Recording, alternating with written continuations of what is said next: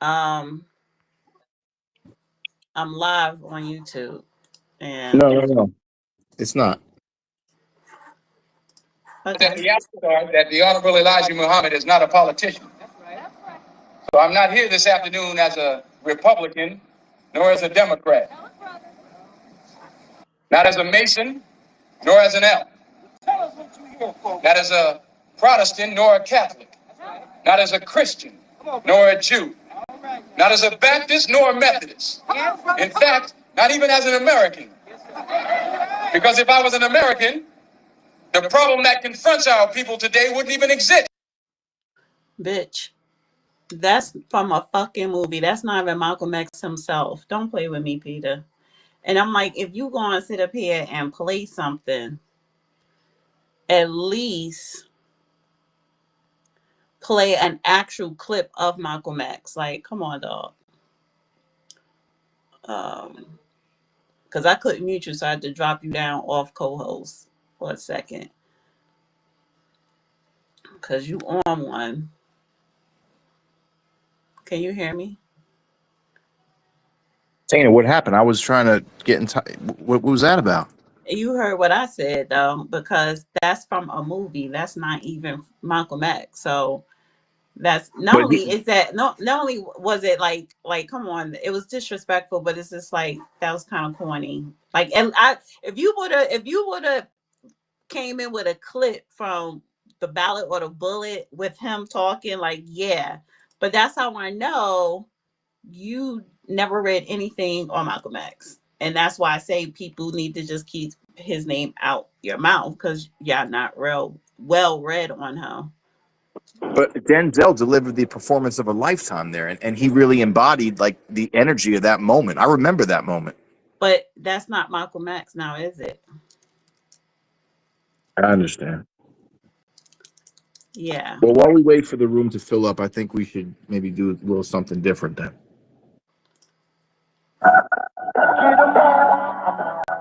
We can't play that. No, No, because I'm on YouTube. You cannot play no mainstream music. we got to No. get new platforms going here. And no, you just don't know how the platforms work. Like, no, you can't. No, you can't do none of that. And I'm not about to sit up here and get copyright or get flagged and then the views drop because of your ass. No, honey, this is a business. This not playtime for me. This always business. It's always business. You like to All hop right. on these other you like to hop on these other spaces where they want to act ghetto and just talk stupid nonsense, and that's fine, but over here this is business.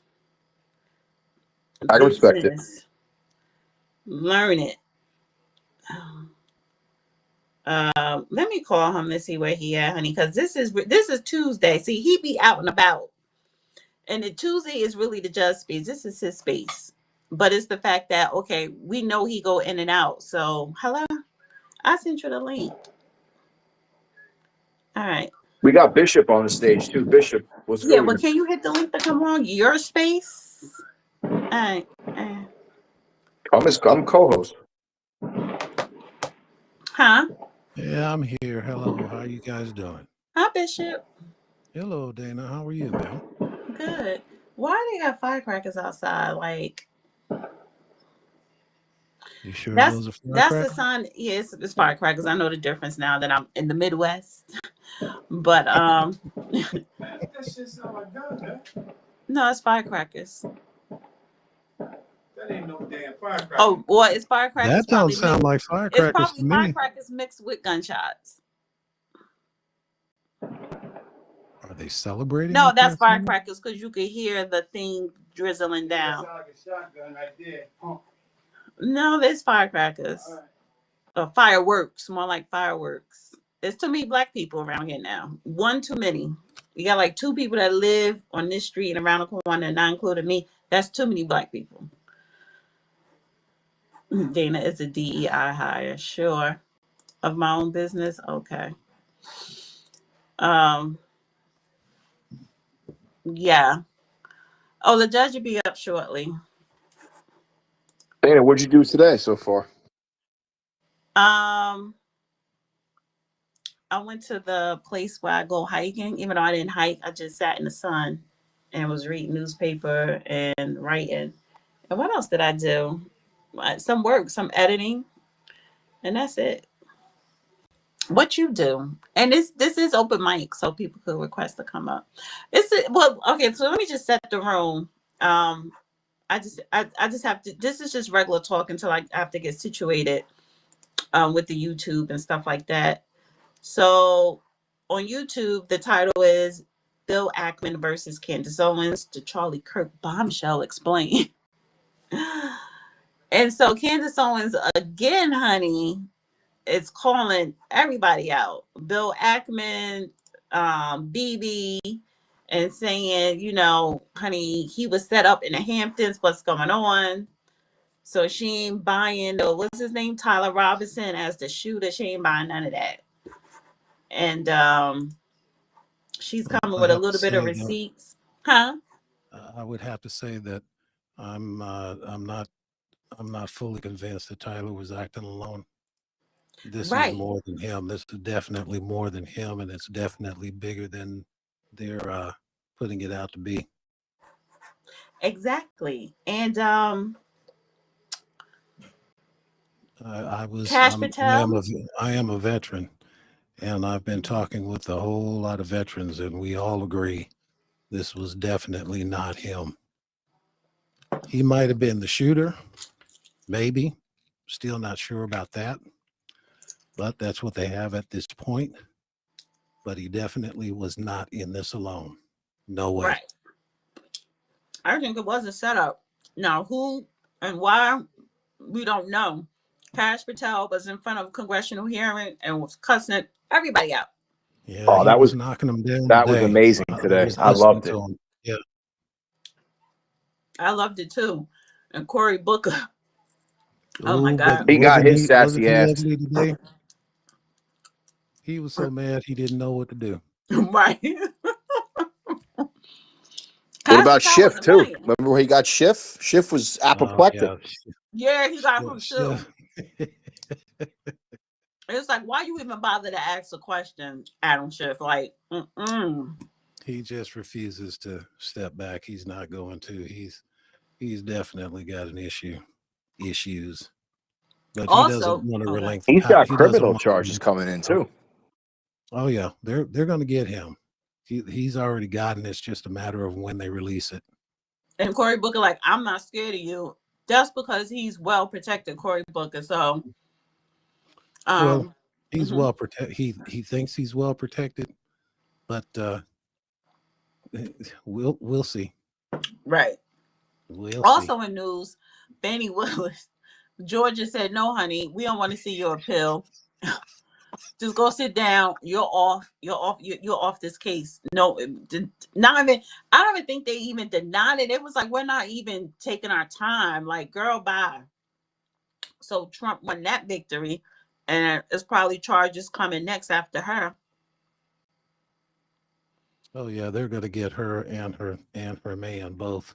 They got Tish James too on deck, and she was doing a podcast today saying how it's very hard to prove intent for mortgage fraud. I don't know why she's saying this in the open. Wasn't she talking with Judge, Joy I Reid sent you the today? co-host Yep, link. Joy Reid it was, Bishop. Yep. Yeah, she was talking with Joy Reid. I caught a little bit of that, and I was just like, y'all just don't have a clue. Judge, You I know, sent you the co-host link. so it's hopefully, there's a lot of people that did some pretty bad things, and they're just surprised because everything that they tried to do is coming back to them, and they did not expect that. But that's how the Lord works.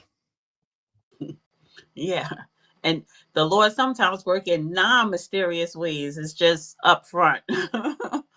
um, Hi, Judge. Hey, Hello there's the there. Judge. Hey, Hello Judge, there. how you doing, Hey, sir? Judge. All right. What you people are talking about is the typical ethos that goes with con artists.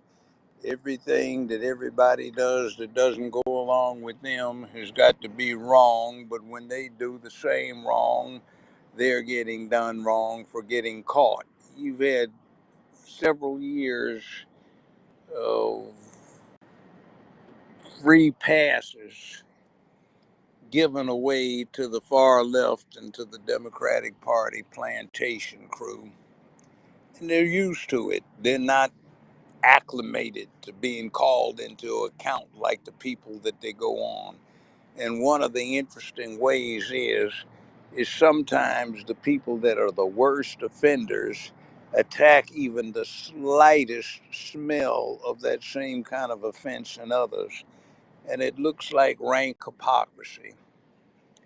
So let's see, Tish is going to get hers, and Fanny is going to get hers, and some other people are going to get theirs. So I giggle when I think about it. You know, Ilhan Omar is going to get hers as well. Oh, yeah. And don't She's forget Coonskin Crockett.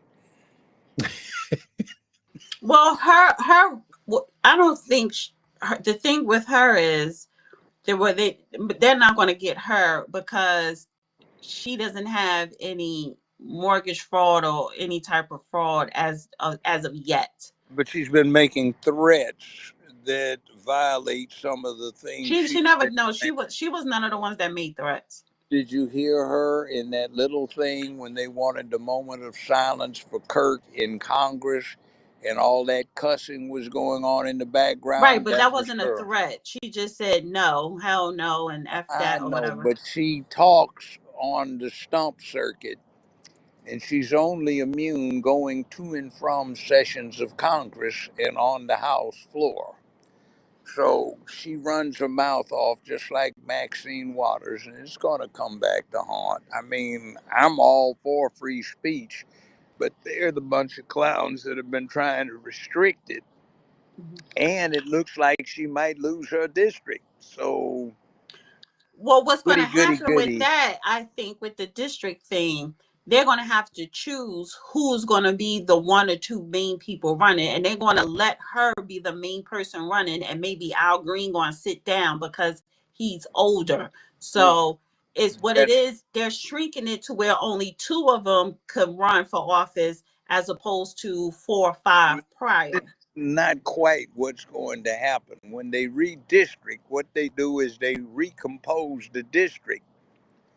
And what that means is that you are used to being elected from a certain district, but they change stuff around. So now your district only has a small percentage of you in it versus another district that you had been used to running in with a large percentage of you. So they call it gerrymandering because the result on a map reminded people of a salamander. It looked like a lizard or a salamander. All right, let me just and I live in Texas, so I agree with the judge on that.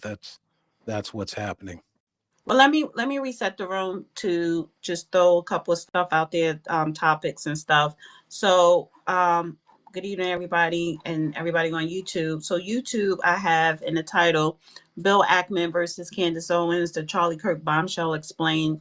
Everybody's still talking about Charlie Kirk when he was assassinated last week, and tomorrow will make exactly a week. And Candace Owens called out Bill Ackman saying that, he tried to pressure him to take money to get out there and promote pro-Israel. And Bill Ackman responded today with a lengthy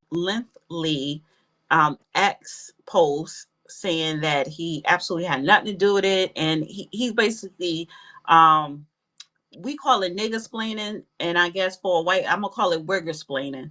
So he was wigger splaining on X, and so she went live today and, talking some more about it. And of course, Cash Patel in front of a congressional hearing. And I'm like, why they keep bringing his ass in front of congressional hearing? But he tore several people a new ass today. And also in news, Fannie Willis got completely off of the Trump case, kicked off, disqualified from the Trump case. She appealed it. Georgia said, we don't want to see, hear nothing about your damn appeal, girl, bye. So she's vulnerable. She may get reelected, but she's vulnerable when it comes to the federal government. and maybe somebody need to start knocking on Jim Jordan's door, like, okay, where is the, what do they call it, the when they dragged her boyfriend in, subpoenas to drag her in, what is it, Peter? Subpoena him to the grand jury. Right. Right. And on the federal level, that's what they did Well, when Yep. he had to go sit in front of Wade Congress. So doesn't want to go to a federal penitentiary, so he's singing like the songbird that can suddenly be found in people who are in that situation. And Fanny's going to jail. right, 1 second. So I'm just saying Jim Jordan, people need to be knocking on his door and be like, okay, where is the subpoena for her to question her? And of course, so it's those three things, and anything else you guys want to come up and talk about, you can, because it's open mic. And so that's Dana, it. Dana, I got a quick question for the judge to start us off on the right foot. Everyone's been talking about speech, and I saw what I termed a retard take from Pam Bondi talking about how she's going to be Yes. targeting people for hate speech. Now, I couldn't believe she said this with her legal pedigree, because she would know, as any lawyer would know, from 1L onward, that hate speech is legally protected. And I was surprised and shocked, and I thought maybe it was just hyperbolic that she was leading in saying hate speech would be prosecuted, when we all know that the imminent lawless action test from Brandenburg v. Ohio is the controlling law in this case, or in regarding speech, right? So, Judge, my question to you is there another case that controls, or is imminent lawless action still a good test for speech that's considered not protected? Imminent lawless action. It stems from the concept of what they used to call fighting words. In other words, your speech is protected unless it is likely to produce an imminent breach of the public peace. In other words, anybody that says it is reasonably likely to uh, come to the conclusion that an ordinary and reasonable person will be provoked into starting a physical combat. It's called fighting words. So that's where that doctrine comes from. There are fads that occur over the various decades with what's taught in law school.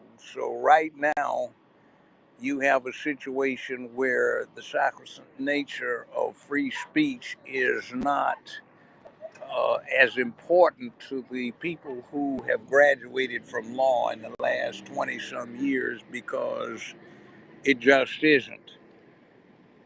And to me, I think hate speech is horrible, because unpleasantness in what people say is just part and parcel of the, what shall we say, collateral consequences to having free speech. And when you have free speech, you have to put up with the negatives, just like there are negatives to operating a motor vehicle at high speed on a freeway. You could get killed and mutilated quite easily, but we put up with the collateral effects because of the convenience. Now, when you have hate speech, it's interesting in that invariably throughout American history, throughout world history, the protected parties, when you have so called hate speech, quickly become the targets within a very short time. You can see that with what's happened in North Carolina, when everybody thinks hate speech is supposed to protect some kind of minority, but you see a minority who slashed that woman's throat now charged with hate speech. It can flip flop very easily, because under our system, sauce for the goose is sauce for the gander. It flip flops, and every sword out there has got two edges on it. So I think we just simply need to go stronger, because murder is murder, assault is assault. All sorts of other things already have their punishments, and whereas there might be some justification for enhanced sentencing, uh, that does not need to become the basis for a separate and distinct offense. is very dangerous. So, Judge, I wanted to follow up with that. So, I was testing this and giving examples in another space, and we had Immortal, Mr. Immortal, who comes here a lot, and his example was that once he hears the N word, because history has shown that many black people have died right after they heard the N word, he takes the N word as a terroristic threat and he acts accordingly. I said, what does that mean? He said he could use deadly force against an individual just from hearing the N word. I said, He'll get himself put in a penitentiary for doing that. Judge, I said exactly that. And he laughed and he said, I was wrong and you were wrong about it. And he would. Well, he's never dealt with it. I dealt with it for 50 years, both as a defense lawyer, prosecutor, and as criminal court judge presiding over it. And remember, this is in Memphis, Tennessee, which at the time I was on the bench had the fifth largest criminal jurisdiction when it came to state charges in the whole United States, and still has that title. There are only 4 cities that handle more criminal offenses, and we have more dangerous, violent offenses than anybody in terms of a percentage, and we're still number 5 in absolute numbers. So I think I've heard my share of these things, and the rulings I gave for the 2 8-year terms I was elected were the lowest in the state. In that entire period of time, I got partially reversed 4 times, and that's Oh, it. I'm sorry. So, Judge, I have a question from YouTube. So, super chat. Thank you, Trumpinator says, Judge O'Brown, you're my hero. Let me ask you: do you think Charlie Kirk was a racist, meaning he didn't like blacks like Candace Owens or yourself? No, I don't like fools of any sort. I know Candace Owens quite well. She's a very upstanding person. She and Kirk were about the same age, as is my youngest son. My youngest son and his crew very much like Kirk, and they're certainly black enough. Candace Owens liked him, and she's black enough. And I can see the point. And you have to understand there's a massive propaganda campaign that is being waged right now by the far left, the rainbow cult crowd, the Democratic Party stooges that are their flunkies. And they don't like anybody that contradicts that. Oh, you're so awful in what's happened to you. You're so pathetic what your situation is. Oh, you're such a victim. Oh my God, it's so bad that everybody's picking on you. And that fits right in with this thing they've got now that is the popular bit, which, contrary to human history, says humans are not supposed to learn to deal with bullies. Somebody's supposed to protect them, but that's not how humanity works. So, this entitled to protection, this glorification of weakness, it's not good for anybody. And Judge, that surprised me so much so because usually you see a large projection of power by black males, right? You see a very machismo style. No, you don't. You do not see a reflection of power.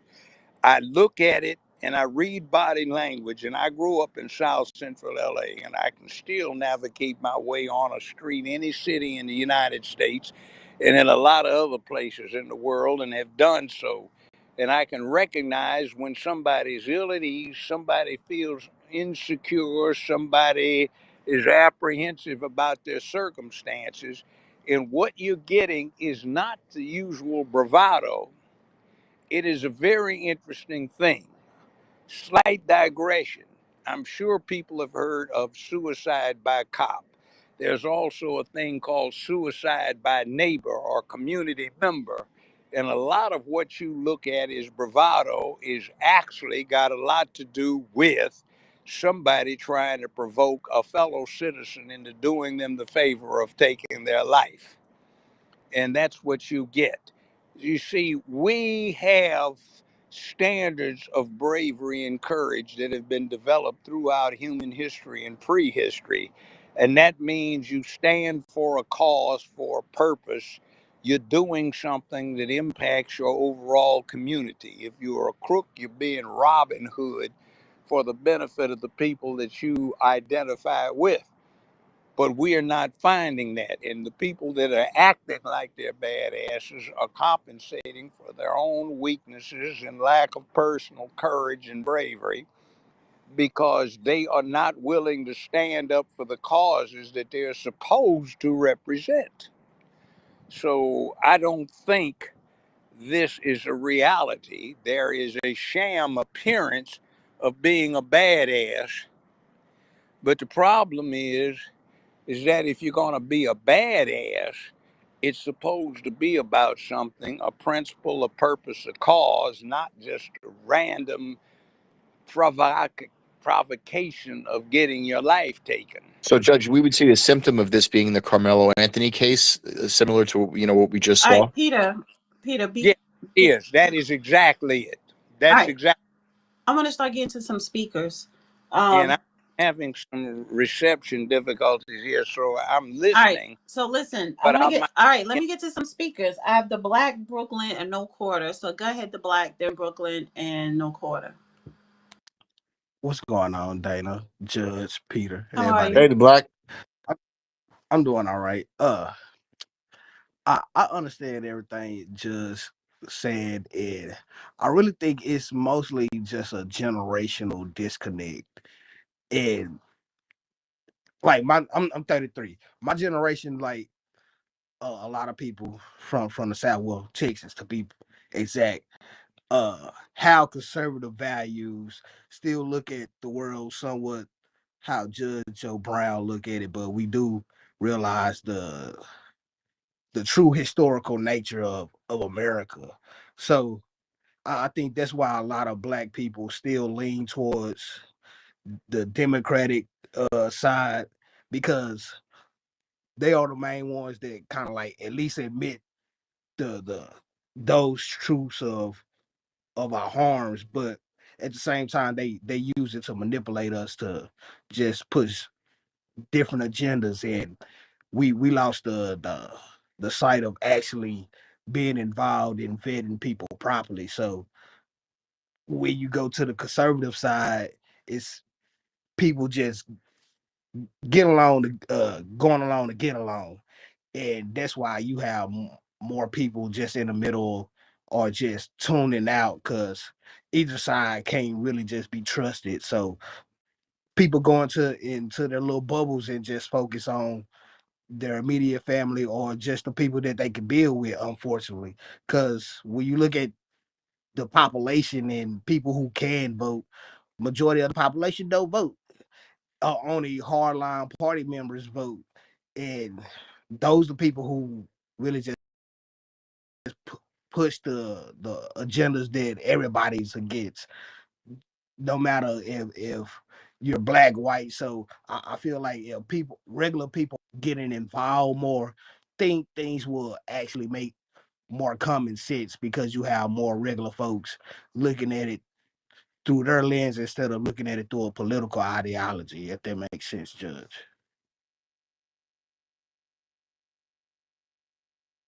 Did you hear Sir, that? you know what's interesting about what you said? There's a lot of stuff, if you look back on history and prehistory, that ate us for lunch, breakfast, dinner, and late night snacks out in the woods. But we still like to go hike out in the woods in spite of that history because it's just an adverse situation that humans take pride in overcoming. So when you talk about the history of America, it's not like it used to be right now.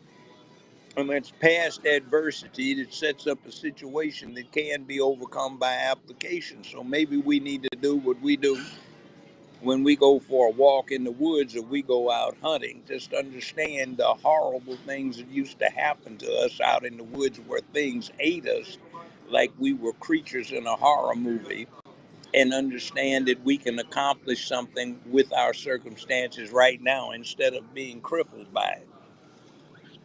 Judge, do you think it will be easier if like we each state had a consistent narrative of American history that's somewhat balanced for for all sides instead of people fighting over different narratives and putting their own fallacies to make their side look better. Go to the library and read. It's out there. Why do you depend on somebody that you pronounce to be your enemy to teach you about yourself? Yeah, that's right. I mean, I don't really believe in federal consolidated education. I look at when you look at the Reconstruction period, we taught ourselves. We made our own schools with 2 3 books and expanded it from there. So yeah, I feel like you could teach your child what you want to teach them, but I do feel like if we're gonna have a certain narrative about America, so everybody won't have a different insight on or a different like illusion of what America is, then we wouldn't be at this crossroad that we at now where you have different ideologies pushing their own version of America and it's tainted and people really don't know what's really the truth. Well, look at every other ethnic group in the United States of America. They aren't exactly taught, their cultures aren't exactly taught in public schools, but they learn. The Jews do, the Mexicans do, the Italians do, the Irish do, the French do, the Germans do. So what's wrong with us? I mean, we the only ones that really kind of don't have our own schools no more. Most of our Why schools, do you need your own schools? Just teach it at home. Stop clowning around and looking at a basketball game or looking at Tyler Perry or some nonsense and teach your children something about the world. That's what yep, everybody I else agree with that. does. I agree with that. I mean, I'm from the South. I was taught you got to learn your own history before you pick up other people's history. But yeah, you're right, Judge. Uh, Thank you. Shout out to you, Dana and Peter, and everybody else in the room. Appreciate you, All right. Dubai. Thank you. Brooklyn. Hey, shalom to the space. I'll just set it off early. To the person that made the comment a few minutes ago, Charlie Kirk is absolute. Hold on. I'm sorry. I'm walking. I'm in New York. You know how it is. Okay, yeah, the New York Sirens. Charlie Kirk is absolutely a racist, though. He was good at two things. He was good at finding token black faces to attract more token black faces and hiding his racism behind his Christianity. But all you have to do is listen to his own words in context. You can give him as much of the benefit of the doubt as possible. It's clear that he was still a hateful, racist man. I don't know May why I ask that's a you a debate. question? People should stand behind his words. I don't want to interrupt you, but what's the No, difference go ahead. between you and Charlie Kirk with what you just got through saying? And he'd never said anything quite as racist as what you just uttered. I'll stand on it. That's the difference. I'll So if stand on you it. can, why can't he? Free speech. You can absolutely stand on it. I have no objection to him saying any of the racist things he's ever said. I just am amazed that people now, after his death, are trying to deny who he was as a person. It's not. I I'm want to know sorry. what's I'm gonna wrong mute with up for a being second. racist, as long as you're not So malicious. you would then assert that he was racist and thought he was better and white people were better than black people. That's what you hold. Absolutely, that's clear from the way he spoke. But again, he's entitled to feel that way. He's entitled to speak that way. But now that he's passed and people are talking about what his legacy is and who he was as a person, his supporters should stand on it. Don't be upset that people are discussing. I wouldn't expect everybody in the world to say great things about me when I die because I don't aim to please everyone in the world with my life.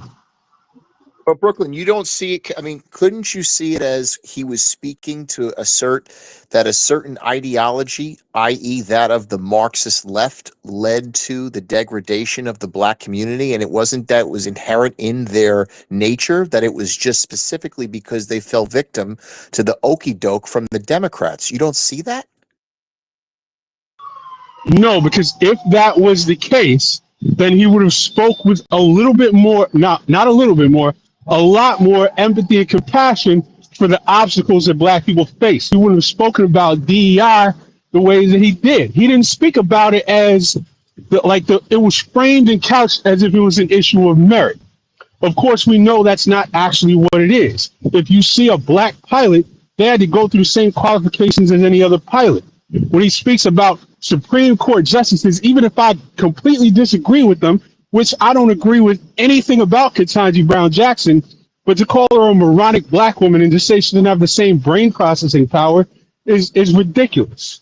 And so the way that he spoke about these issues kind of takes away any ability for him to really frame it the way that you just described, which I know is the way his supporters are trying to frame it today.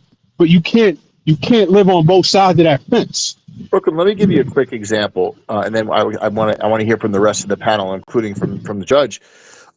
Remember what happened earlier this year, where a military helicopter literally flew right into a commercial airliner in D.C.?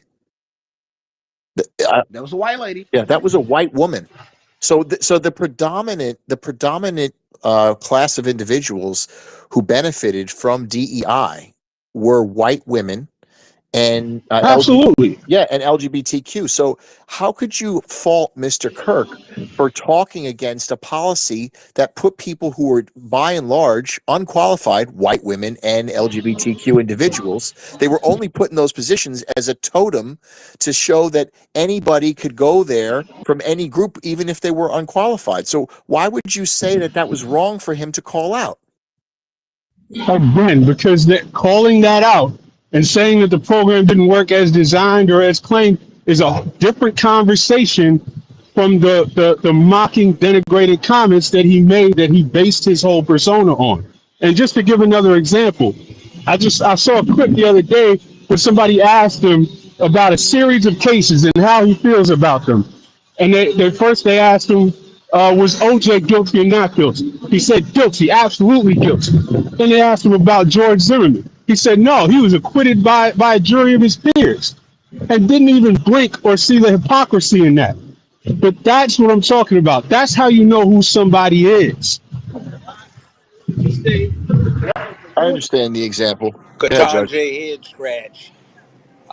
She should not have been the next U.S. Supreme Court Justice. Roger E. Clifton on the Second Circuit would have been a much better candidate. Bernice Donald on the Sixth Circuit would have been much better. So that was a very poor selection for the U.S. Supreme Court. I agree with him on that. Is truth supposed to be offensive just because the truth is unpleasant when you hear it? Absolutely not. But again, I don't agree with anything about her. That's why I used her as an example. Because of course, you and I could agree that there are many better selections.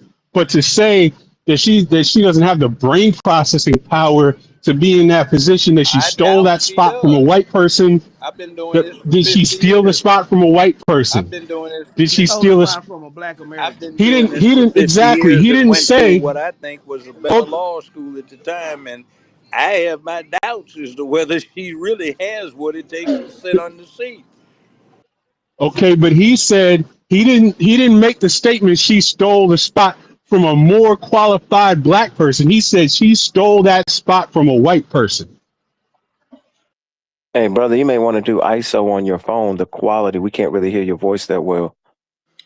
He's outside. So, um, And wait, hold on. So I just want to make a point. From what I heard from Brooklyn, it really isn't the content of the message. It's you wanted it to be delivered with a more delicate and uplifting tone. Absolutely not. That is absolutely not what I'm saying. I'm saying it is the content of the message that you can read through to what he's actually saying, and that he can, that if I was to say what you're saying, if I was to give him enough benefit of the doubt, I would have to overlook the things that he's saying to believe that it's about this deeper message that you're claiming. I'm saying he can't live on both sides of that. I'm not talking about, I'm not saying he's right, but he's saying it the wrong way. I'm right. saying he's not genuine. All right. it's the fact that he Wait, always hold on for a Hold second, on. guys. Who's next? Who's next? Yeah. I think it was Why Robbie. why people getting off their mic? Like, People, with this is not Dana, that type of time tonight. this is a sensitive topic, and people are excited, so we understand it. So Brooklyn, it sounded like a subway was coming. So just hold tight, Brooklyn. I'm gonna swing back to you. I want to get to the next speaker. So we have No Quarter, Robbie. I saw Immortal. I don't see him up here I'm going to anymore. bring him back up because I want to tell him that he better be careful because we Okay, said he so paid the I'm sorry, penitentiary. I don't hold people's spaces, so this is not layaway. So No Quarter, Robbie, and Judge Sarah, and then when he come up, he'll just get back here again in that place when he come up.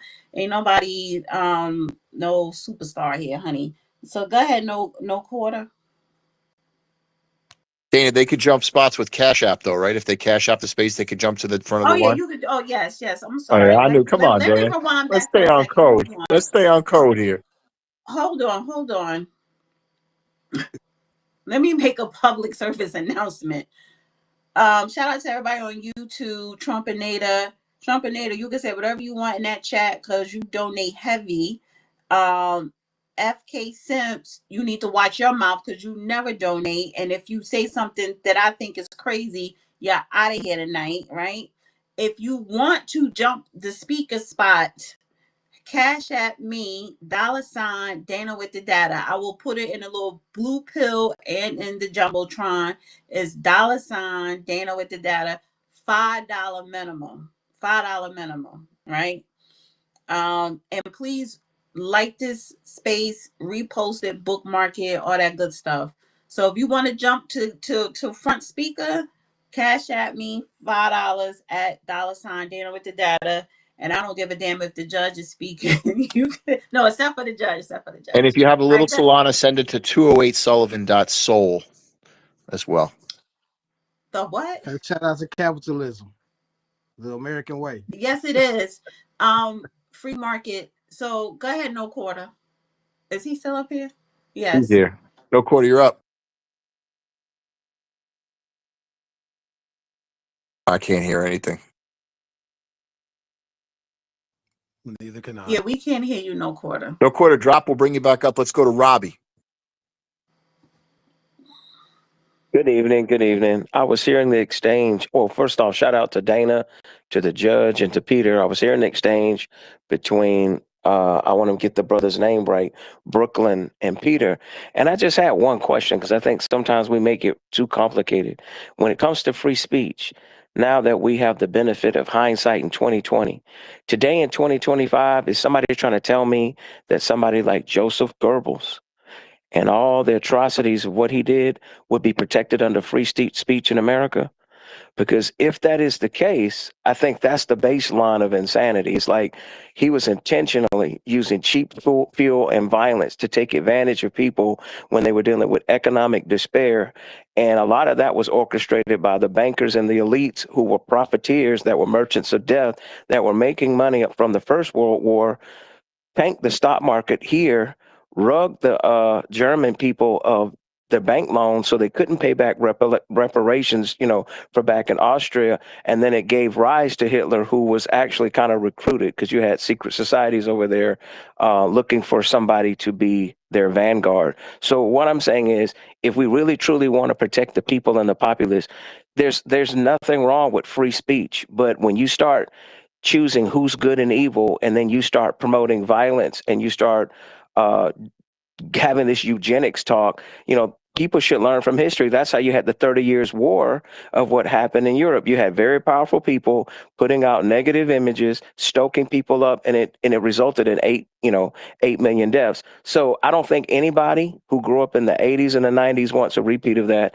And if everybody touts that they have high IQ and high morality, then we should learn from history. Otherwise, that means people are playing games. That means you're an enemy to humanity. That means you're an enemy to God, and we shouldn't play those kind of games. I don't have to call somebody a Nazi or nothing like that. Joseph Goebbels was a piece of crap, and we should learn from that. That should be the baseline. You could say whatever it is you want to say, but at the same point in time, I do believe that these oligarchs that did all of those things they want a techno-feudalistic state in the very end. So if people are dumb enough to take the bait, they're going to start buying into a good versus evil narrative. So that's I guess that's why I draw it, because I can go look at movies from the 80s. There was no censorship. People could take jokes. Eddie Murphy could tell a joke. People being racist is nothing new. But what we're dealing with now are neo-Nazi Christian fascists. But they don't understand that they are going to be cannon fodder for these oligarchs that want to take away our rights and all of our freedom of speech and our rights to carry arms. So just don't be a goofy. That's my point. Yeah, but Robbie, as a pushback, right? So what would happen to a Goebbels-esque speech? Would you go to prison if you did that? Would you get arrested? What would happen? What would be Okay, the mechanism? I mean, my point is, I would think that as a society and as a culture collectively, like now that we can see the end result, let's just say if I was putting out rhetoric that would lead to later white people being put in concentration camps and white people being exterminated, I think you wouldn't have to go through all these leaps and logics for somebody to say Robbie now should become uh, he should be put, in terms of people who didn't benefit or help move mankind forward. People should do a case study on everything that I did and just try to look out for red flags. You know what I mean? It's just like your car. When you start having extreme hate speech, to me, that's like a check engine light. It doesn't mean your vehicle can't function. The system is still function. But what happens if you ignore a check engine light and you act dusty? You're going to start having a domino effect, right? You're going to have solenoids go bad. You're going to have sensors. You probably need to, get an oil change. So that's all I'm saying. We all want the system to work. Now, if we're being totally honest, and you and I know we had this conversation, I really feel sorry for white people. You know why? Because you know what I said? When I started looking at Western history and I looked at the history of the middle class, do y'all realize that back in the day in ancient Europe, up to modern times, at one time the middle class was like 3%, and you had all this people brainwashed again with some warped form of Christianity that had them picking good and evil, and they couldn't see that the oligarchs were manipulating. Then when people came over here under the British colonies, the middle class was only like 5%. So that means the vast majority of people were poor. They were literate, but they didn't have power, and they were being manipulated religiously. Then from 1776 to 1913, the middle class was only 10%. So I feel like Western culture should have been sponsored by Johnson and Johnson because they were getting Diddy baby oil. And so, you know what I mean? So it's like, my point is, like, we all need to, like, cut the bull crap and look at who the real enemy is. Because if you tell me to pull up my bootstraps, I'm going to tell you to pull up your pants, respectfully. Robbie, let me ask you a question. Who is the real enemy in your mind? Who's asking that question? Bishop, you're black, right? Are you FBA? It doesn't matter what color somebody is, because my whole point is these oligarchs that want everyone to fight each other. The only thing I won't go in a line of thinking with people, because I know with some people, when it comes to the oligarchy, people get tuned out when they start hearing words like secret society, elites, and then you totally lose me when you put everything at the feet of the Jews, because all of the Jews aren't all of the oligarchs. But you could say that some of them are in the banking class, but like you lose people. If we're trying to bring people together, it's best just to use simile, basic language that people can understand, and everybody cares about their bank account. And I don't think anybody wants this country to sink into anarchy. That's what I care about. I'm like, there are very rich people that want to strip us all of democracy. If we're being honest, in 249 years, because I asked Grok, you don't have to ask me, the middle class boomed in the 1950s. So that means not even white folks were able to enjoy the American dream, which is why I understand now some people are trying to fight to hold on to the little bit the oligarchs allowed them to have. And you've been duped, because you got away from unions. You allowed them to stop focusing on American workers. They started turning us all into consumers. And right now, for whatever reason, guess what? And he's in the room. I used to be, as a kid, to be able to watch Judge Joe Brown. White, black, blue, green people watched it. I watched Michael Jordan dunk a basketball. Everybody was optimistic about the possibility of what we could have. But to our point, Charlie, he doesn't just represent his own views. Turning Point was worth like $80 million. You got to be really leery of people who spend millions of dollars to put out a message, because that's for Republican and Democrat. Because what I truly do believe is that they're cowards that will put you out there to get backdoored. I feel like there are personally people that were close to Charlie that were jealous of him. You know what I mean? It's always the people who are closest to you that'll be the Judas. But I don't want to like dominate the space. That's why I landed my plane, and I didn't want to lose sight of what I was saying. Like, do not go for the okey doke with the divide and conquer, because it's literally as old as time memorial. And if we keep falling for it, I don't want to argue with anyone that's worth less than $10 million. Because at any point, if somebody wants to deploy economic sanctions, they can strip you of everything.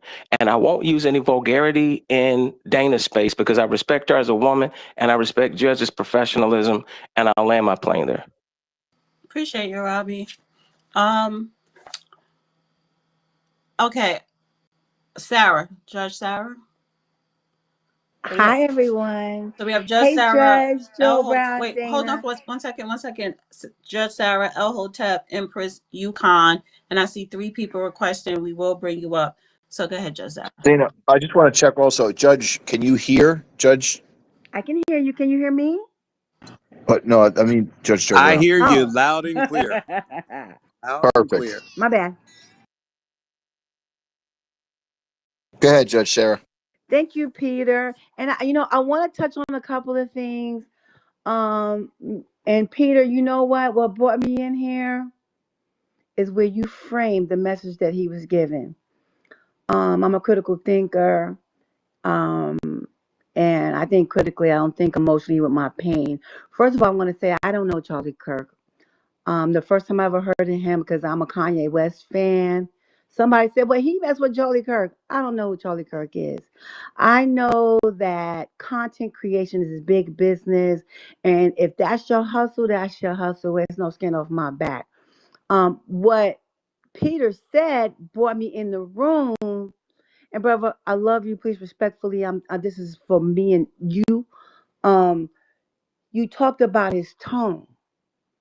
One of the reasons why I'm crazy about Judge Joe Brown is because he chastised men and he gave it straight up no chaser. I don't know too many men that say it softly. That's not a masculine man thing from my experience.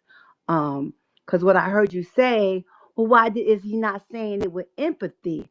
That's what Democrats do. Democrats pimping you, making you think you ain't capable, that you need additional help or service like you less than and you inferior. I'm keeping it cool, Peter. But the way you said it, Peter, what you said, me and Peter was going back and forth. And Peter, you changed my mind based on what you said. I want to say to those who was raised with their black mothers and no man in the house, how'd your mother give it to you? Probably like my mother, straight up no chaser. So the fact that you're looking for someone to give it to you easily and softly, that's one of the problems, and this is not me advocating for him, okay? I really don't know that man, okay? But I know there's an issue with men acting like men. The fact that you would expect the man to say it to you softly and easily, that's a feminine thing. I'm not a feminist. I'm feminine. That's how women love, nurture, and stroke you. And daddy come in and regulate. Am I right or wrong? So I had to say that because Peter, you brought me in the room with what you said. And my family, Democrats keep pimping them, making them think they nothing, they don't have nothing, they can't be nothing. I don't care about what somebody else's do, they rhetoric. It's too many things out here in America for you to do, be, and have and become than worry about what somebody else is saying.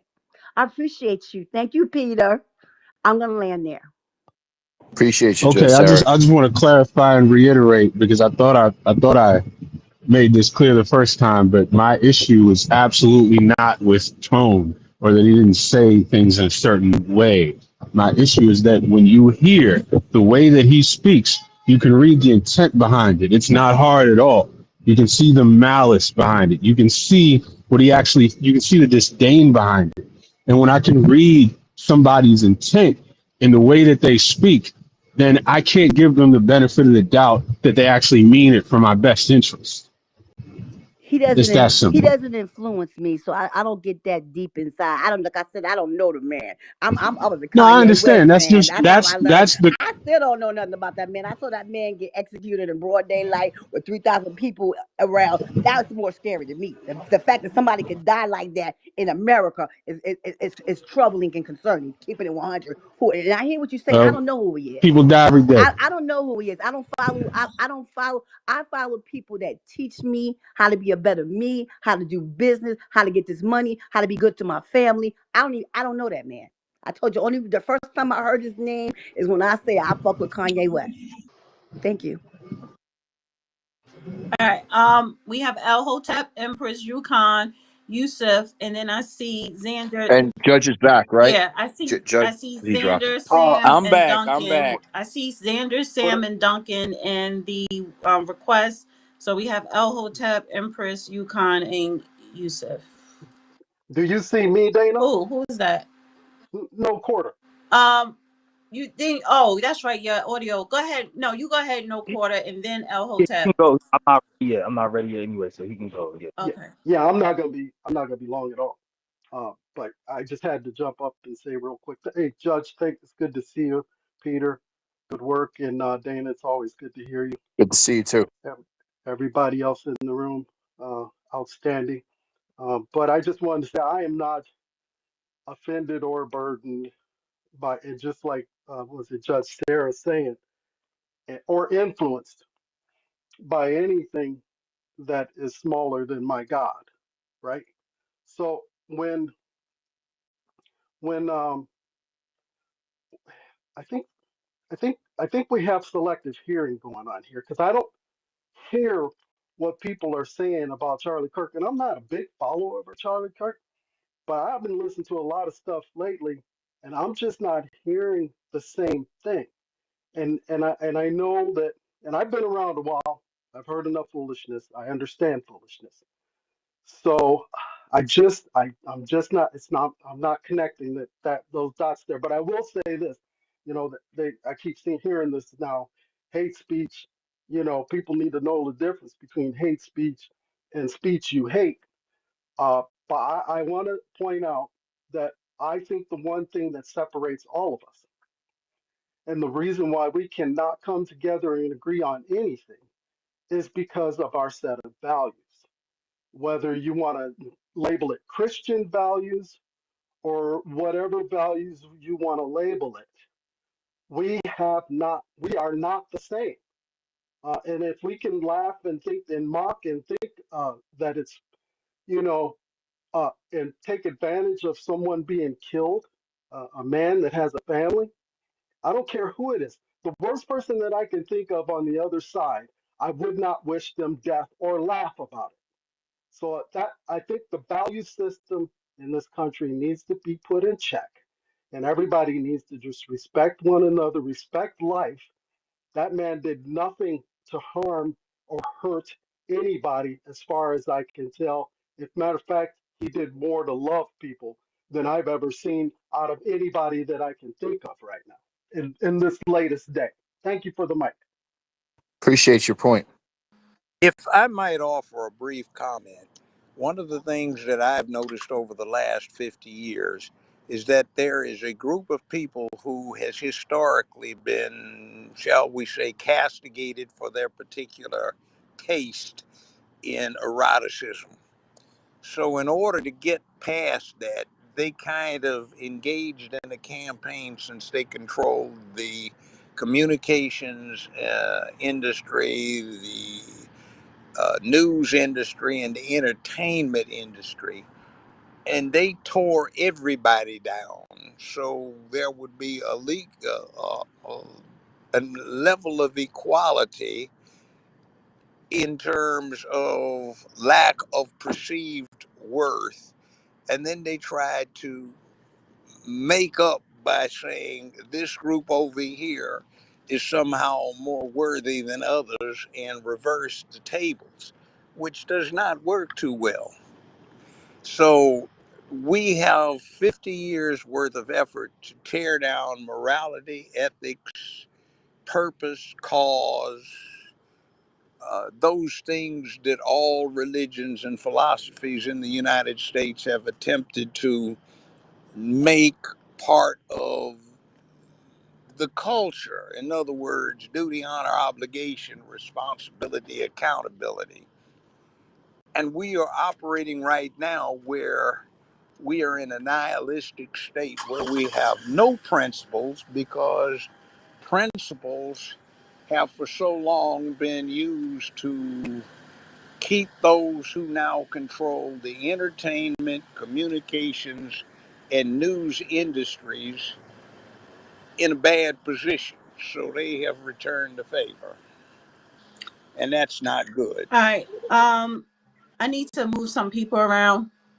So I want to. I just want to say real quick that I have great pity for that brother who said that he doesn't know anybody who shows more love than Charlie Kirk. That's not what I said at all, bro. That's not what I said at all. Don't put words in my mouth. But if Hey, you want me I to got a take quick over, you question go for on you. ahead and do Now, I that. got a You quick go on ahead question and do for that. you. Let me ask you about your loving Christian values. Should we forgive Charlie Kirk's killer? Yes. Okay, so should they, instead of arresting him, should they have told him to go and sin no more like Jesus did? Yeah, I didn't say he shouldn't take consequences, but But whatever. I'm just if that had happened, would you be all right with it? He committed a crime. Oh, was that not a It, crime in it, that it, reference I it, just made in the Bible? well, yeah.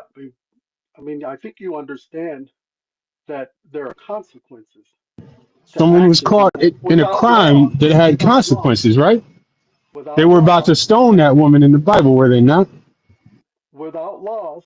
Well, I mean, you have to look at the context of that too. I'm not going to get into the scripture with you right now because I don't I'm think you're just interested. asking about You your don't need. Christian values. I want you to Yeah, teach me. you don't. No, you don't want me to teach you, man. You just Yes, if want I to just want to hear. know No, if you would have been no, okay you don't if want to they hear told him to anything go free and because sin you no would more. already know. You would already know. You don't want to hear anything because if Can you you've give me a already yes or heard, no? Would because you have been okay with that? you reject it. You Would you reject have it. been Because okay with that? here's That's what all I happened. want to know. Here's Would what you? happened. What would Jesus do? When Would you have when been okay with that? All right, Brooklyn, let him answer. I'm not answering that because that's a foolish question. Well, it's a It's a loaded foolish You question. know what question to happens? ask. You know what happens is If we could I treat him like understand Jesus treated the I woman, understand where you come. You would know the answer to what your question is if you had any values in morals and understanding what's right and what's wrong. You would already know the answer. So why would I I have want to no hear morals your because question? I'm just trying to figure out if we could do what Jesus did. No, we cannot do what Jesus did. And then we have laws. So you could forgive him personally, but if you broke the law, then you should be punished via the law. That was the This is law why of that time in Calvinists, the Bible. well, This is not Yeah, Bible but times though. but Brooklyn, you understand the law has not to do with morality, but to guide conduct, to deter specific conduct, right? And there's a concept called general deterrence, and if that was A- allowed, it would have impact upon the general deterrence for others to do similar or engage in similar courses of conduct. Absolutely, but of course, in that biblical And then reference, hold on for a Jesus did second. that for a Hold on. A lot of stuff in the Bibles when they tell these stories of folklore, because during that time they were under Roman law and they had laws where they punished people and put them in jail. So again, you take it with a spoon or salt, however the hell that saying goes. So I need to move on to other speakers because this is starting to get rhetorical.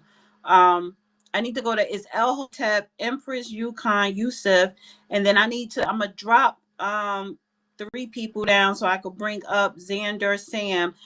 I see you brought up Duncan, but he's after Sam. So I need to bring up Xander, Sam, then Duncan. I see Jay and Mash in the waiting area as well. So go ahead, El Hotep.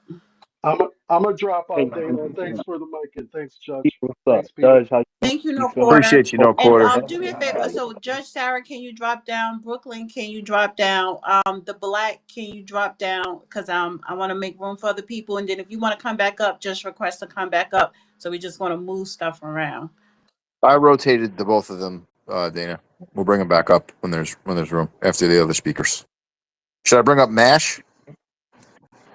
No, I have it in order. Okay. Am I on the list in order as well? I just want to make sure y'all see Who her. is this? Who is that? Uncommon Sense. Yeah, He's had his yes, hand up yes, for a yes. while. So it's El Hotep, Empress, Yeah, if no, she's I'm still, here. I'm here. How's it going, Gina? How's it going? and Peter, how's Yukon. I'm saying you calm, you calm. So go ahead, El Hotep.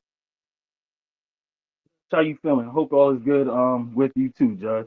Um I just wanted to comment on something that Peter has said. And you got a chance to type in with Tariq too. I was listening to that live. So yeah, it was pretty interesting conversation between you two. I hope you can join him later on, man.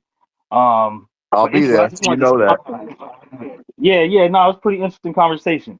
I'm glad you got the chance to join in, man. I just was gonna comment on something you had said though, about what was it, DEI? Yeah.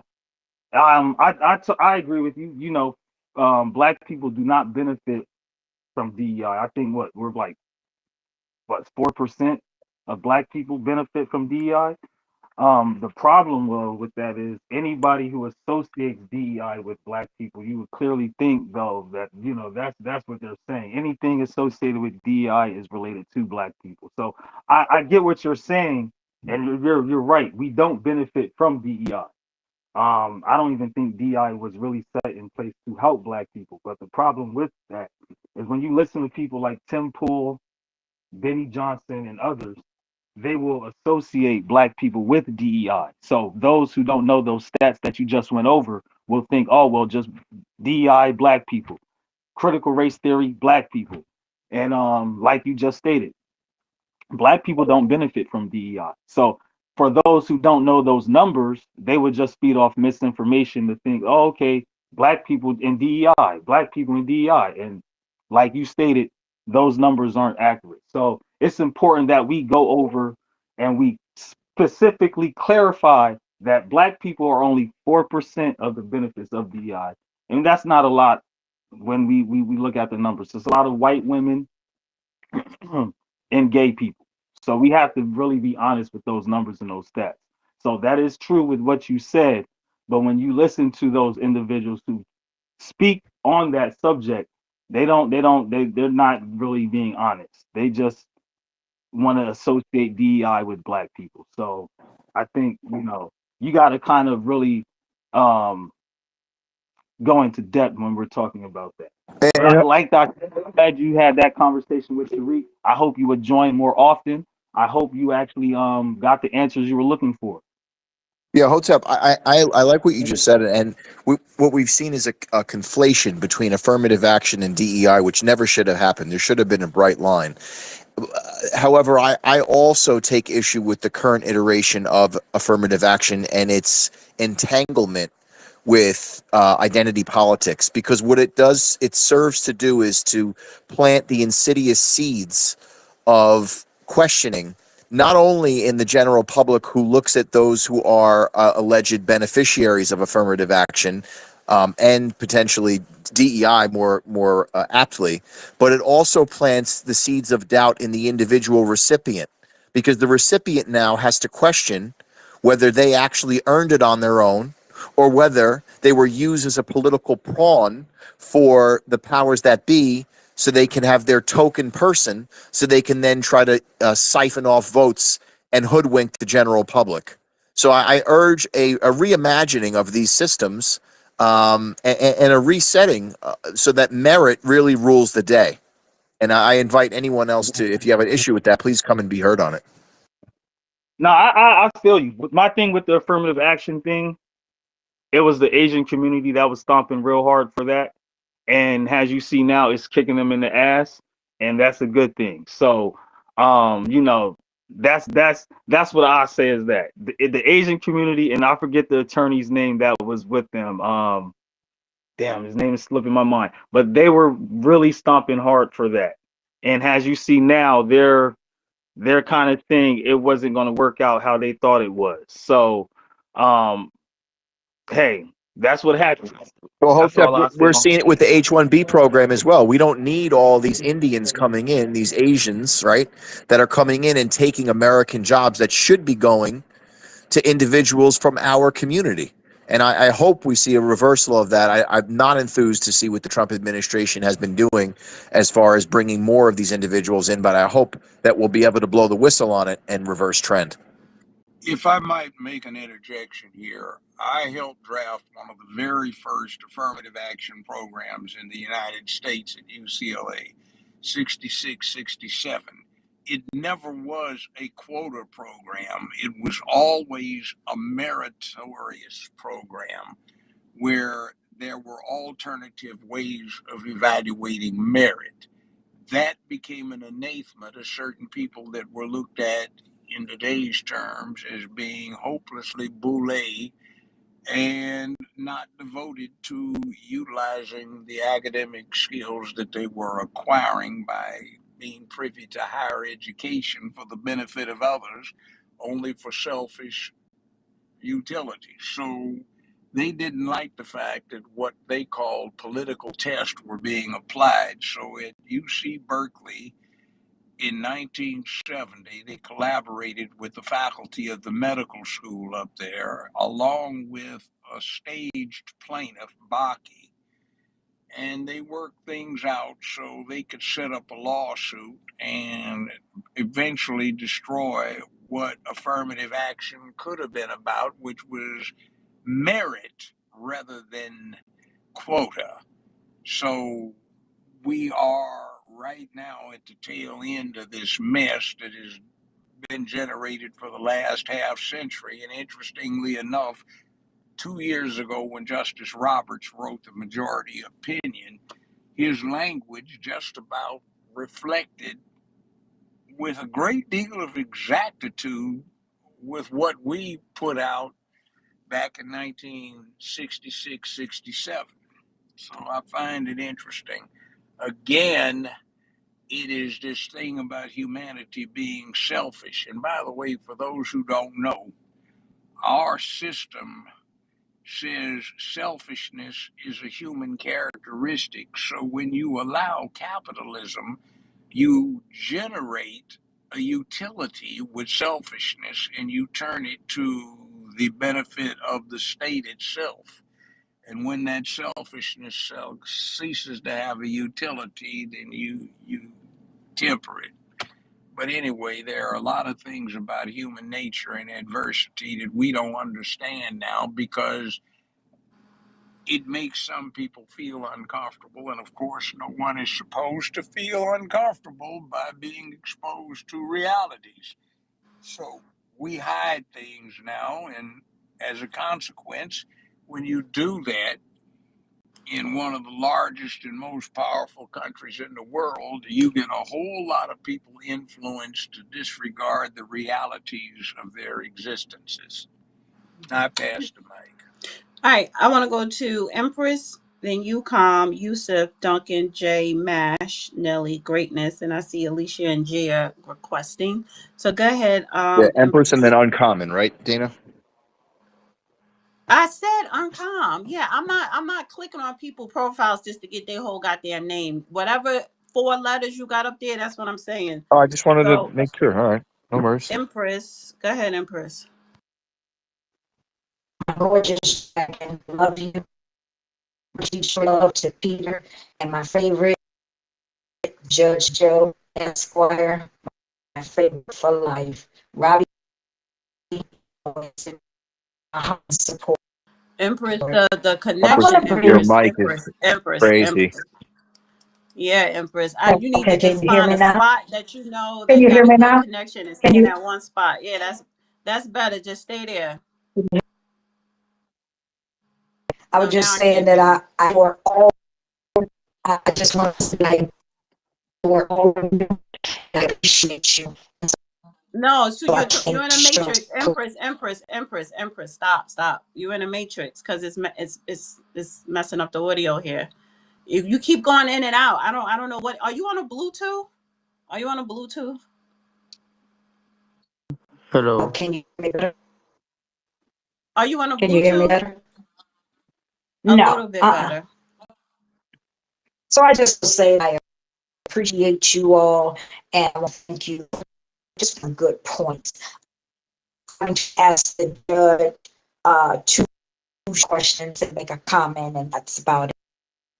The question I want to ask the judge, I predict it is going to be a lot of lawsuits in losing their jobs because they did not agree with the scenarios that Mr. Kirk has made and stated on countless times.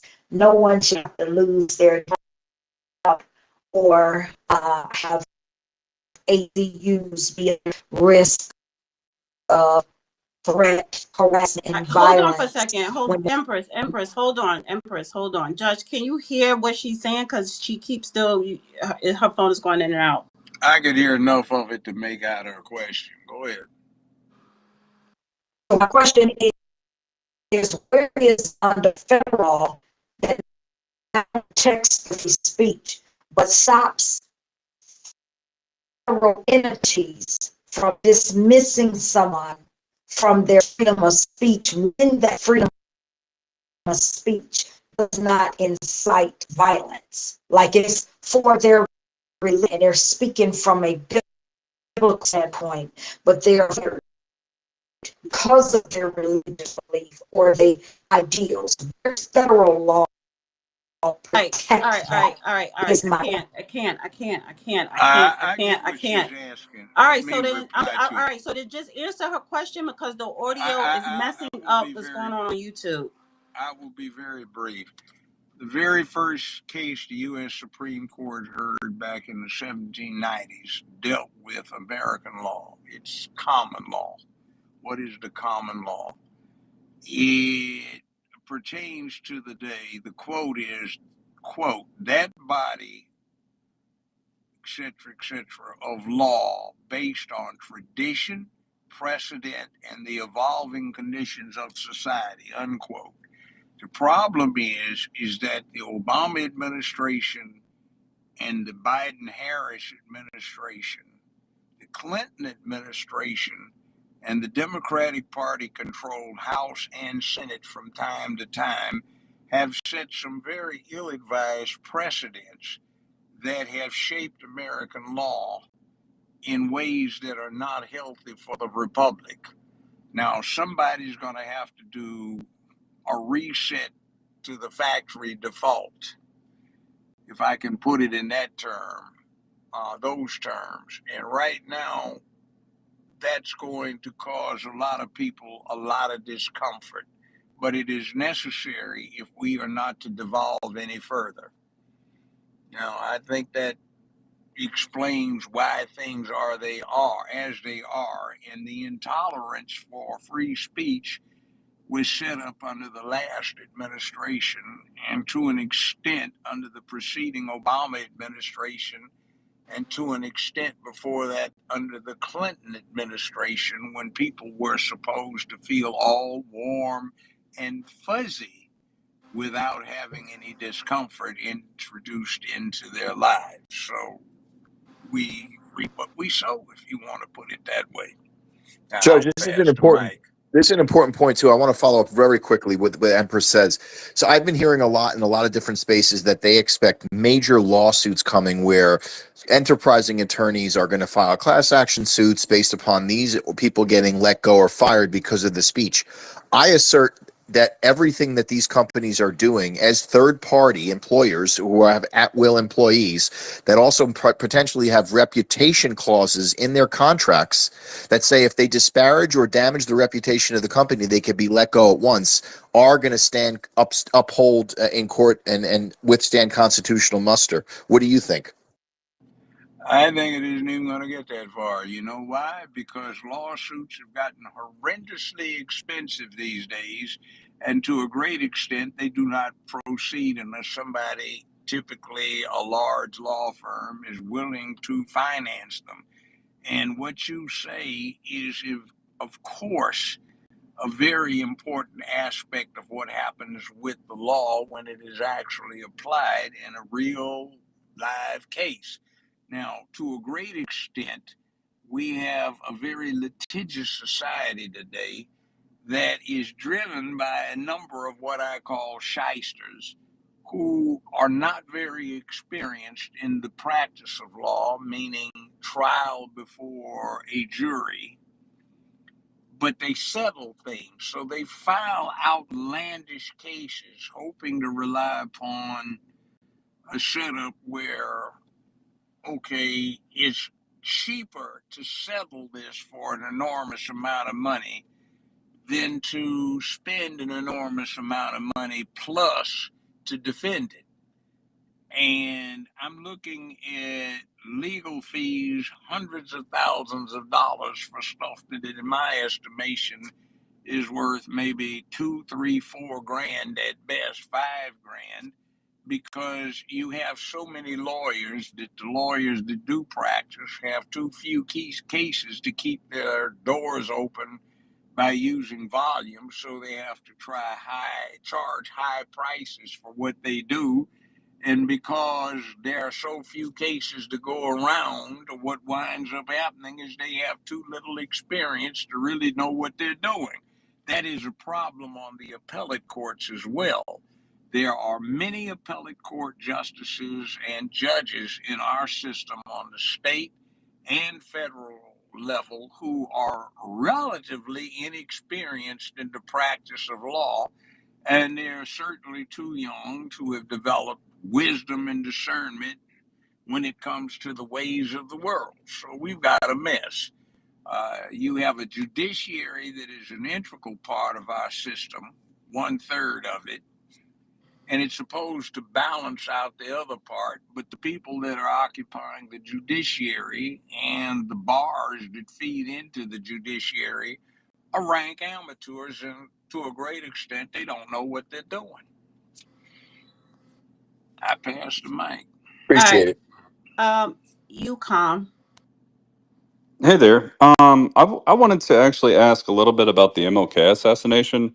I had recently saw something where I believe Judge Joe Brown was talking about how he definitely could tell that James Earl Ray was not the killer or not the shooter, and it was a pretty well done interview. I think it was Vlad or something, but I think he did it a couple years ago. But I also wanted to kind of talk about something I thought that was of interest, but also wanted his opinion on it. Was it seemed like Martin Luther King he was obviously very anti-war. He was very vocal against the Vietnam War, but he was very much pro-Israel up until potentially the end. But I don't think we know a lot of information on that. So I wanted to kind of pick at that like question. I know he was perceived by the FBI and I believe it was the ADL as well as a loose cannon from their perspective.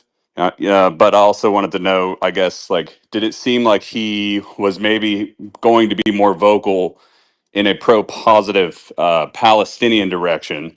And do we think that that has anything to do with the assassination, or what is your other theories or thoughts on the assassination in general? At the time in the late 60s, Israel was looked at as an interesting and sometimes useful proxy for the U.S. It hadn't achieved the international stature that it has now. MLK was perceived as an imminent threat to galvanize the anti-war movement and revitalize labor. We, with the record of that case, are privy to quite a number of internal memoranda passed around inside the FBI, and there was really zero discussion of his role in civil rights, and everything was focused on anti-war and pro-labor. Now, that being the case, the other driving engine is that J. Edgar Hoover, if you look at some of his younger pictures, you will look at a fair-skinned young black male. And as a matter of fact, historically, his family got run out of Louisiana for attempting to pass for white. So J. Edgar Hoover got his start as a fancy Negro boy who worked on the third floor of some brothels in New York City, where he got a lot of blackmail information on national and New York and DC politicians. At the time, there was a move afoot to set up something to trap Jack Johnson, a black world heavyweight champion who had a white wife that he was showing off around the country. So they eventually created the Mann Act, which most recently was used to convict Diddy, and before that, R. Kelly. And I found it interesting when I researched the history. The FBI came into being before World War One, the Federal Bureau of Investigation, to investigate transport of essentially women across state lines for purportedly language was illicit purposes without that being defined. And half a century later, they added for purposes of prostitution, which is nebulous because a lot of what your porn stars do that's televised on Pornhub or that you see Kim Kardashian and Ray J doing in their little 4.95 pop video from 25 years ago, that would classify under the Mann Act as prohibited. So it's a really weird thing that's going on out there with the FBI. It's got an unholy origin. So when you look at it that way, J. Edgar Hoover had an unreasoning hatred for a certain kind of black person, exemplified by Dr. Martin Luther King. And the FBI recruited two people for the hit team from the Marine Sniper School in Quantico, Virginia, right across the tarmac from the FBI training facility. And that's how we get to where we are. And they supplied the rifle and the ammunition. All right. Um, anything else, Yukon? Is he still up here? Oh yeah. Yeah, I mean, yeah, I think that was good. I mean, do you know anything, or do you have any opinion on the relationship between the ADL and the FBI? I don't know how much you've looked into it, but it looks like that's also a very interesting relationship, we'll say, if you've looked Well, into it. the ADL comes in on the King side of civil rights. I heard a lecture that Thurgood Marshall gave a long time ago, and he noted that he had worked with the NAACP, and the way the NAACP was set up, it was financed by the Jewish community because the general theory was if you couldn't do it to a Negro, you couldn't do it to a Jew. So it behooved the Jewish community to defend and advance the Negro cause because indirectly that advanced their own cause. And then Marshall was talking about he came up with a bright idea to advance civil rights, which was outside of the 13th, 14th, and 15th Amendments. There were no laws specifically that furthered civil rights. So what he did is he relied upon the ASPCA laws, American Society for the Prevention of Cruelty to Animals. And the way he broke it down was quite succinct. He said, if you couldn't do it to a dog, you couldn't do it to a Negro. And if you couldn't do it to a Negro, you couldn't do it to a Jew. So the Jews financed the activities of the NAACP so they could defend Negroes, which also advanced the Jewish cause. So when you get the Anti-Defamation League, you get it caught up not with J. Edgar Hoover so much, but as something J. Edgar Hoover did not like because it was so closely affiliated with what he called the colored cause. And being that himself, he did not want anything that came up and reminded him of what he thought was a personal affront by the onus associated with his family being, in fact, black, Negro, or colored. So it's complicated, but it's crazy psychology. And he worked in the brothels and got all of the dirt on a whole lot of people and wound up using it over the years to start a blackmail engine that became very effective. All right. All right. Duncan, Then J Views, Mash, Nelly, Greatness, Alicia, Gia. That's the order I have. And I see two people requesting. Empress, I'll come back to you. And I see Sherelle. So y'all two just sit tight. So go ahead, Duncan. Yes. Well, I like to say first. I would like to say first that a, a lot of things that I heard Charlie Kirk say, they were racist.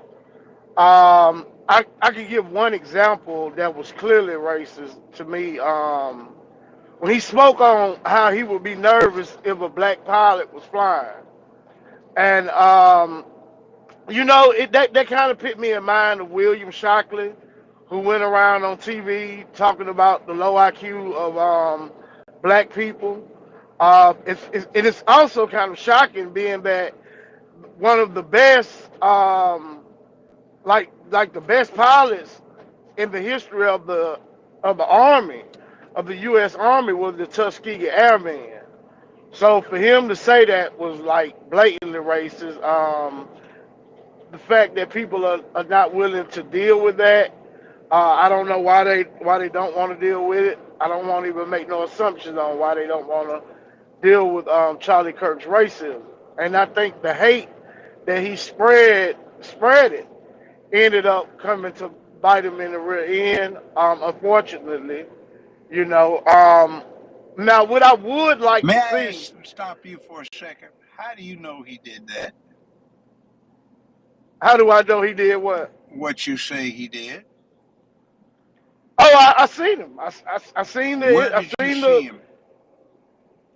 on the internet. I seen him on the internet, Okay, and he what said was that he doing on the he internet? would be he was talking to a group of people. Okay. And what about you Yeah. take the typical black rap artist on the internet and what's he saying to a group of people about his own people? So you saying you're trying to conflate when he No, said I'm the, just a guy who saying picked a bite. No, no, I know, but I'm it's you holding the context. conversation. Context. I know, but you're trying to hold a conversation with me, and I'm just trying to hold it back with you, Okay, right? well, you So answer so the question. You heard it well, on what the I'm net. saying is, if I could speak without being cut off, if you don't mind, Judge, I'm not what I just had a respectfully. question. Go ahead. Okay. Now you're talking about somebody who picked out what he helped pick Trump's vice president, right? J.D. Vance. Um, this guy has very he's very powerful in American politics. And I bring up his racist comment, and you bring up a rapper, right? Who has no political power, right? So is that to excuse it? No, it's Is not. that But was that I like would make an this attempt to observation: excuse at it? the time J.D. Vance got nominated to be U.S. Vice President, uh, the deceased was 29 years old, going on 30. That's a rookie. That doesn't count for much in American politics because you don't know enough and you don't have the connections. So, with due respect, Kirk was not in a position to be that influential on the selection of the U.S. president.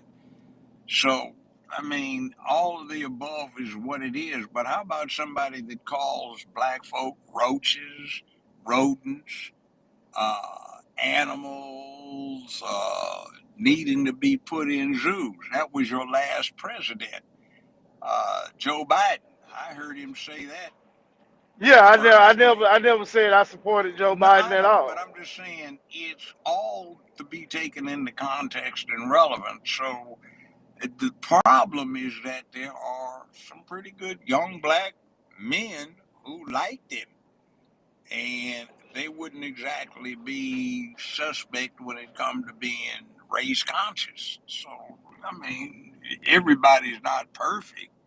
And if you listen to what's said on this space or has been said tonight, you hear some pretty racist stuff quite regularly.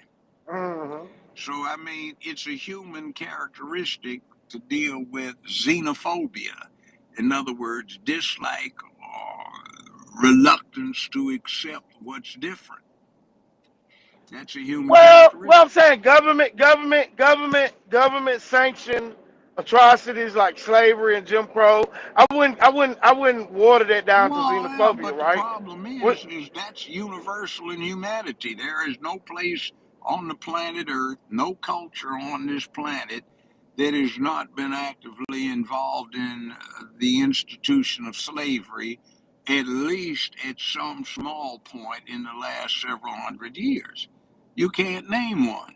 and that so that That excuses doesn't taking land excuse from it. Native It doesn't Americans. excuse. That well, I'm saying if you're using that to say that okay, people have been racist, people have practiced slavery, it's okay to take Native Americans' land. Well, Then, I since one is happen to okay, be. the other is I am okay. one. My grandmother was a I know Choctaw. that's why I So, know well, I'm just I putting wanted this it to way. hit home. The That's why I brought that Well, the up. point is, we got overwhelmed and whipped. We fought with dignity, which is why on my And there Indian was a lot of side, infighting, like Native well, Americans were let's just fighting put it Native this way. On Americans, my Indian you know. side, they named places and trains after us. On my black side, if it isn't Martin Luther King Boulevard or Booker T. Washington School, it ain't there. Oh, whoa, excuse me, George Floyd. Airport, I think don't we got an airport? Don't black people got an airport? What's the name of that black man that got an Well, airport? I I forgot. don't know. In Well, Birmingham, I mean, the you might mail name got an one airport. there, but I mean, you got one airport Yeah, yeah. someplace in the whole of the United States. There's a fort. There's a fort in the United States named after a black American. Ooh, The town of the Galles. The okay, town of the yeah, Galles was yeah, founded by a black but it's American. You so know. small. See, the thing of it is, I know you can. But we kind of diverted from the point because I guess what I said might have disturbed you when I talked you about didn't disturb me. when I called. You didn't Okay, disturb me. I okay, mean, okay, I okay. understand your question. I empathize with it. Mm. But what I would say as a student of history and political science, there is an interesting thing. You cannot prosper in this world if you get stuck lamenting what happened to you rather than learning the lessons and moving on and just say, hey, circumstances change, or we change the circumstances and try something else so it becomes a different environment, a different landscape where you can prosper. Rome used to be a small tribe, one of seven, on a series of hills around what's now Rome, and then they conquered the world. The United States Yeah, was yeah. 13 But to let understaffed me get back to colonies. my point because you're taking my time, Well, I'm Judge, when not I was taking trying to your make a time. It's statement, my and I show, so wanted to. I'm giving it It to really you. was gonna. You can I was have it. gonna ask you a question. You can have I it. was gonna. Okay, thank you. Now I was gonna ask you a question, but as I said, when he said about how he will not, and this is a guy that helped pick J.D. Vance. Regardless, you might not like that or whatever, but he Really? did, right? Um, Turning Point, his Turning Point USA, very powerful, very prominent stage that he set up for himself. The guy is a powerful political figure, right? He is taken serious in the United States, and you might not agree with me, but the fact that they flying flags at half staff because he got killed, that shows how serious he is taken in American politics. Now, I didn't want to stay on that, right? Because he's a racist. It's undeniably he's a racist. Like I said, I pointed that example out. But what I'm saying is, he did not die at the hands of black people. He did not get killed because he was a racist. So him being a racist is a mute point. It's a fact, but it's a mute point Why because you he did wait, not wait, get you're killed. calling him, that's your opinion that you're calling him a racist. No, that's a That's fact. your That's a fact. opinion. That's a fact. That's your opinion. Well, that's your opinion. No, That's it's your opinion that he I'm wrong. never said he was a racist. He never denied someone other outside of his race or violate someone outside of his race their rights.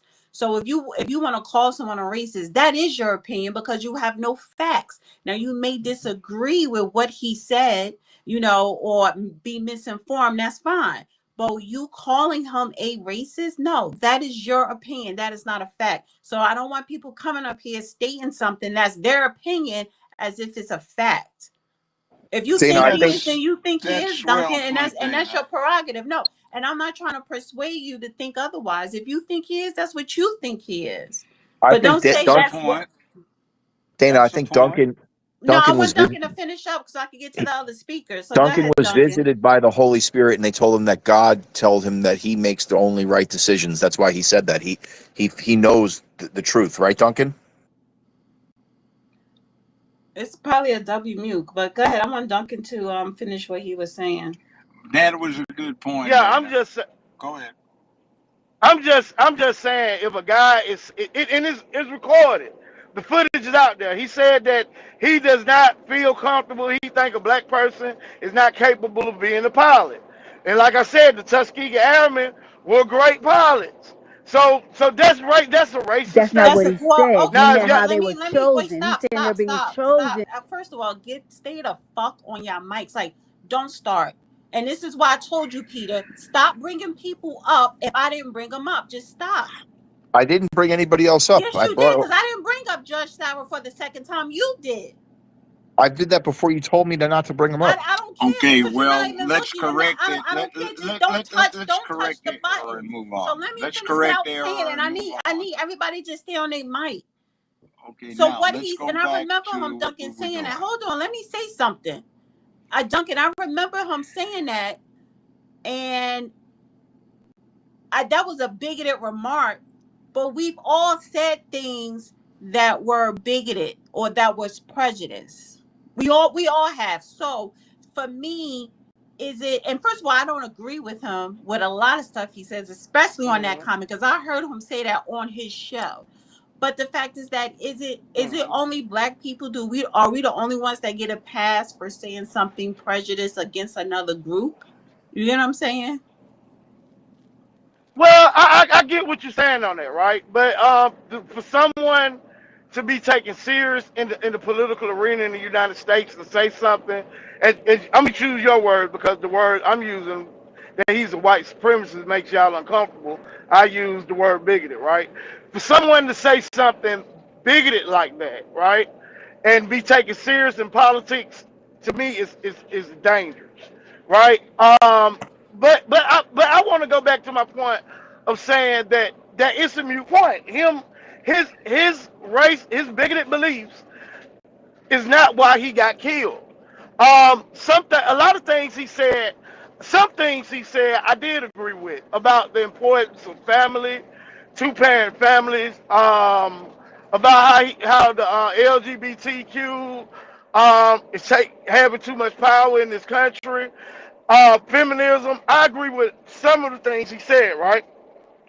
But my question is that just like with Trump, it was a white male that tried to take out Trump, just like it was a white male who I seen. I don't know if it was a real picture, but I seen him in the Trump shirt, right? So his family he come from a Trump supporting family. So I'm just gonna assume that he was a Trump supporter, right? So it seems that they are infighting. There are accelerationists who are white supremacists, and they do these false flag operations. And he probably hoped that he could get away with it. I don't know if that to be true or not, but I would like to know when will Republicans, when will especially white Republicans, when will they be serious about these white domestic terrorists who are extremists, right? They're radicalized by white supremacist ideology. When will they take this serious, and when will they wage war against these domestic terrorists? All right. May I ask you? Because I think they are anti. I All right, think they are Duncan, I want the May anti-American. judge I to ask you a respond, and then question? I need to get to another speaker. I'm not going to respond. I have a Okay, yeah, question, sir. Why do you yes, sir. have to wait for white Republicans? Why don't you do it? I'm not. I don't. I'm asking for law No, enforcement to do this. You see yeah, what I'm yeah, saying? I know. I'm not law But enforcement. the law enforcement, there are an ample number of black law enforcement officers involved in the process on both the federal and local levels. So the question becomes, why are you waiting for white Republicans? Why don't you get involved in the Republican Party and do something about it yourself? Well, I'm an independent. I try to do what I do. My focus is really on reparations, but you make a good point, Judge. We all have to play our part as citizens, but I think you misunderstood my question. What I'm I saying is, didn't. I would like law enforcement. If I would like law enforcement to investigate these white domestic terrorists who are radicalized by white supremacist ideology. The same way they went after the Black Panthers, the same way they go after black people in our communities, harassing us, targeting our whole communities, all that type of stuff. I would like to see that same energy, and like we would see less of these people who are anti-American, because I really to and I'm speaking sincerely here. I think that these people don't care about Democrats or Republicans. I think they are anti-Americans, and I would hope that they would launch an investigation on these people and take them All down. right. Okay. That's all I'm I need to All saying. get right. to Jay's views. Then we have Mash, Nelly, Greatness, Alicia, Gia, Breadman. Go ahead, Jay. Jay's. Come on. Unmute. All right. Jay's view, you could do it. I know you can unmute. You got this. The buttons on the left side operate with your thumb. Sorry, I was putting one of my kids to bed. Um, I think we're missing the whole point here. This isn't about black or white or any of that stuff. It's about good versus evil. We can't just allow people to assassinate people in our society and then debate over it, whether it's good or not, because it's going to end up bad every single time. Because and the people that were attacked, if you go at it that way, the Republicans probably have more guns than everybody. They just sit back in Republican states and collect them while the Democrats take them away. So all this does is cause civil war. Okay, I'm done. Sir, that was an interesting observation. And really it was. Thank you, Jay. Mash. I just wanted to respond to the statement that Charlie Kirk was a racist. And I know the clip that he's talking about, and I think that he just saw a clip of it. I don't think he saw the whole video, because what Charlie says is that he would hope that the man is qualified because with DEI, they have lowered standards with, like, they've seen it in several cases, like with professors and with college admissions. It's like a fact that when you like start doing DEI and want to include different like groups of people like minorities and with women, that all this, you lower the standards to get people in, which means people who are not as qualified do get in to these jobs. And I mean, I don't think he thinks that black people can't be pilots. I mean, of course they can be pilots. I, they were pilots before DEI with the United States of America Airlines.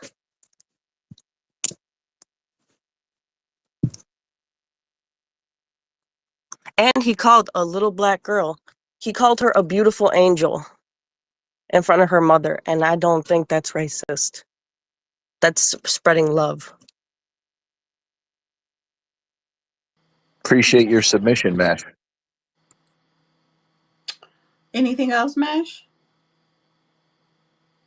Uh, I'm okay for now. Okay. Thank Great. you. Greatness. Dana, Hotep is trying to get back up too. If you want to bring him back up, I don't want to touch the button. I see you. Go ahead, Greatness. Greatness. Y'all need to wake up. Press the mute button. Greatness, you got this. You could be great. You have to use your thumb and operate the button on the left-hand side of the phone on the bottom. All right. I'm gonna go to Alicia. Alicia. How you pronounce it? Alicia.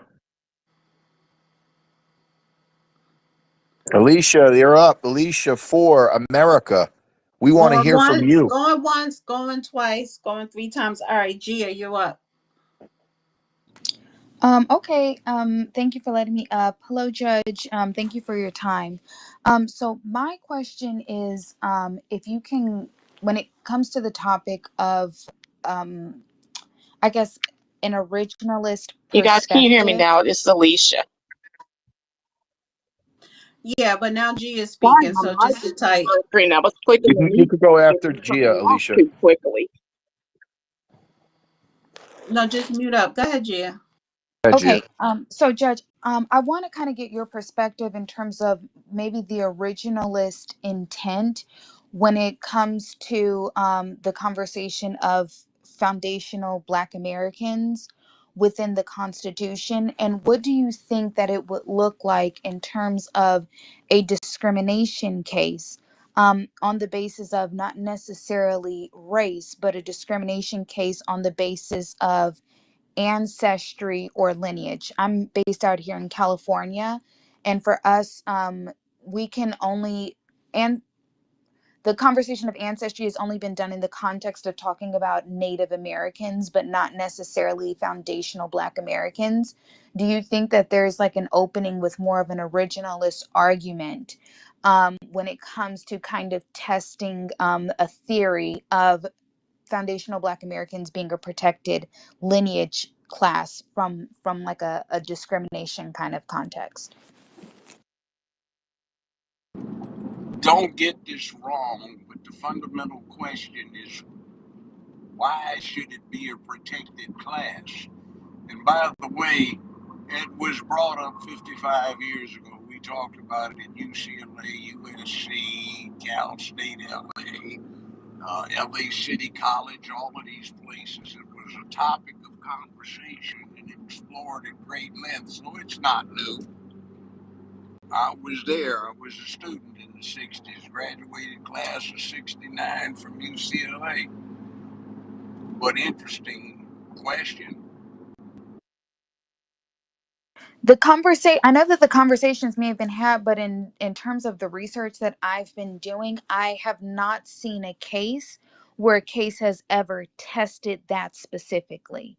I've only seen in my research, and I can be wrong, is only it being when it comes to Black people, and I want to give the distinction for foundational Black Americans. Oh, It's only been done on the basis from what I have found, and I could be wrong. I've only seen with California statutes, I've only seen it done on the basis of race, not lineage. What do you think that would look like? Let's say, for an example, in like an there's employment no type of case. constitutional basis for lineage other than national origin. The prohibited categories are race, color, creed, national origin, religion, sex, age, medical condition. That's it. So Could if it you, I mean, but there's no real firm ground for what you're talking about. It's not in the panoply of protected categories because it is a very new construct that basically does not have any traction nor precedent to support it. Okay, so my question was, okay, so thank you so much for that. And I have been trying to test the argument.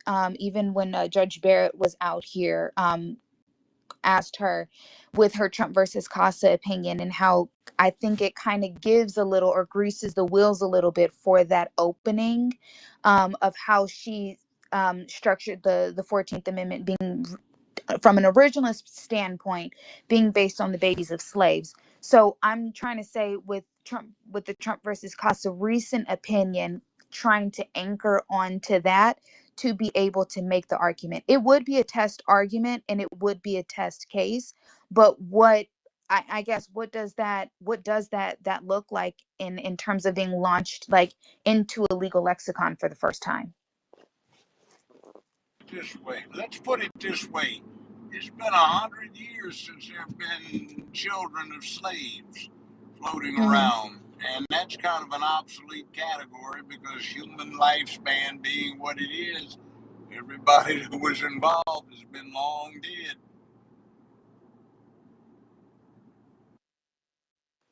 Okay. What I'm saying is, and I'm understanding what you're saying. What I'm saying is, in tracing lineage, being able to trace it to the founding of the United States, meaning my lineage doesn't have a dual allegiance with another country, which was one of the things that also Barrett said in her opinion as well. So maybe not the babies of slaves, but coming from that lineage, my claim is different than somebody who may have came from Nigeria 2 or 3 years ago, or someone that might be Caribbean, making a carve out to be a protected class. The Asians were able to do with their hate crime Let bill. me ask you a So question. The objection seems to be that people who look like foundational black Americans, as the terminology is applied, come here and in a very few years, 4, 5, 10 years, they succeed, whereas so-called foundational black Americans do not after decades. What we might be more interested in is why they are able to succeed in such a short time and why the other category is not. And maybe that just indicates some deficits on behalf of the category that you are subsuming should be entitled to some special kind of treatment. See, it's a frontier, and there were some original immigrants over here. They're known as Native Americans, Amerins, American Indians, whatever it may be. And they got into multiple migrations coming to North America and then South America.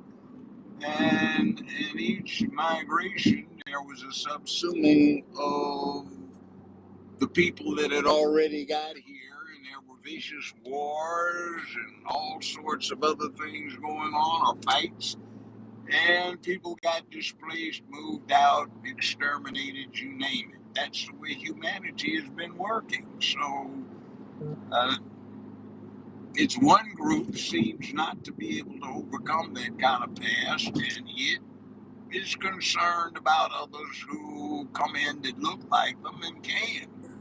So Yeah. maybe Real we quick, need to study can I why comment these on other that? people work.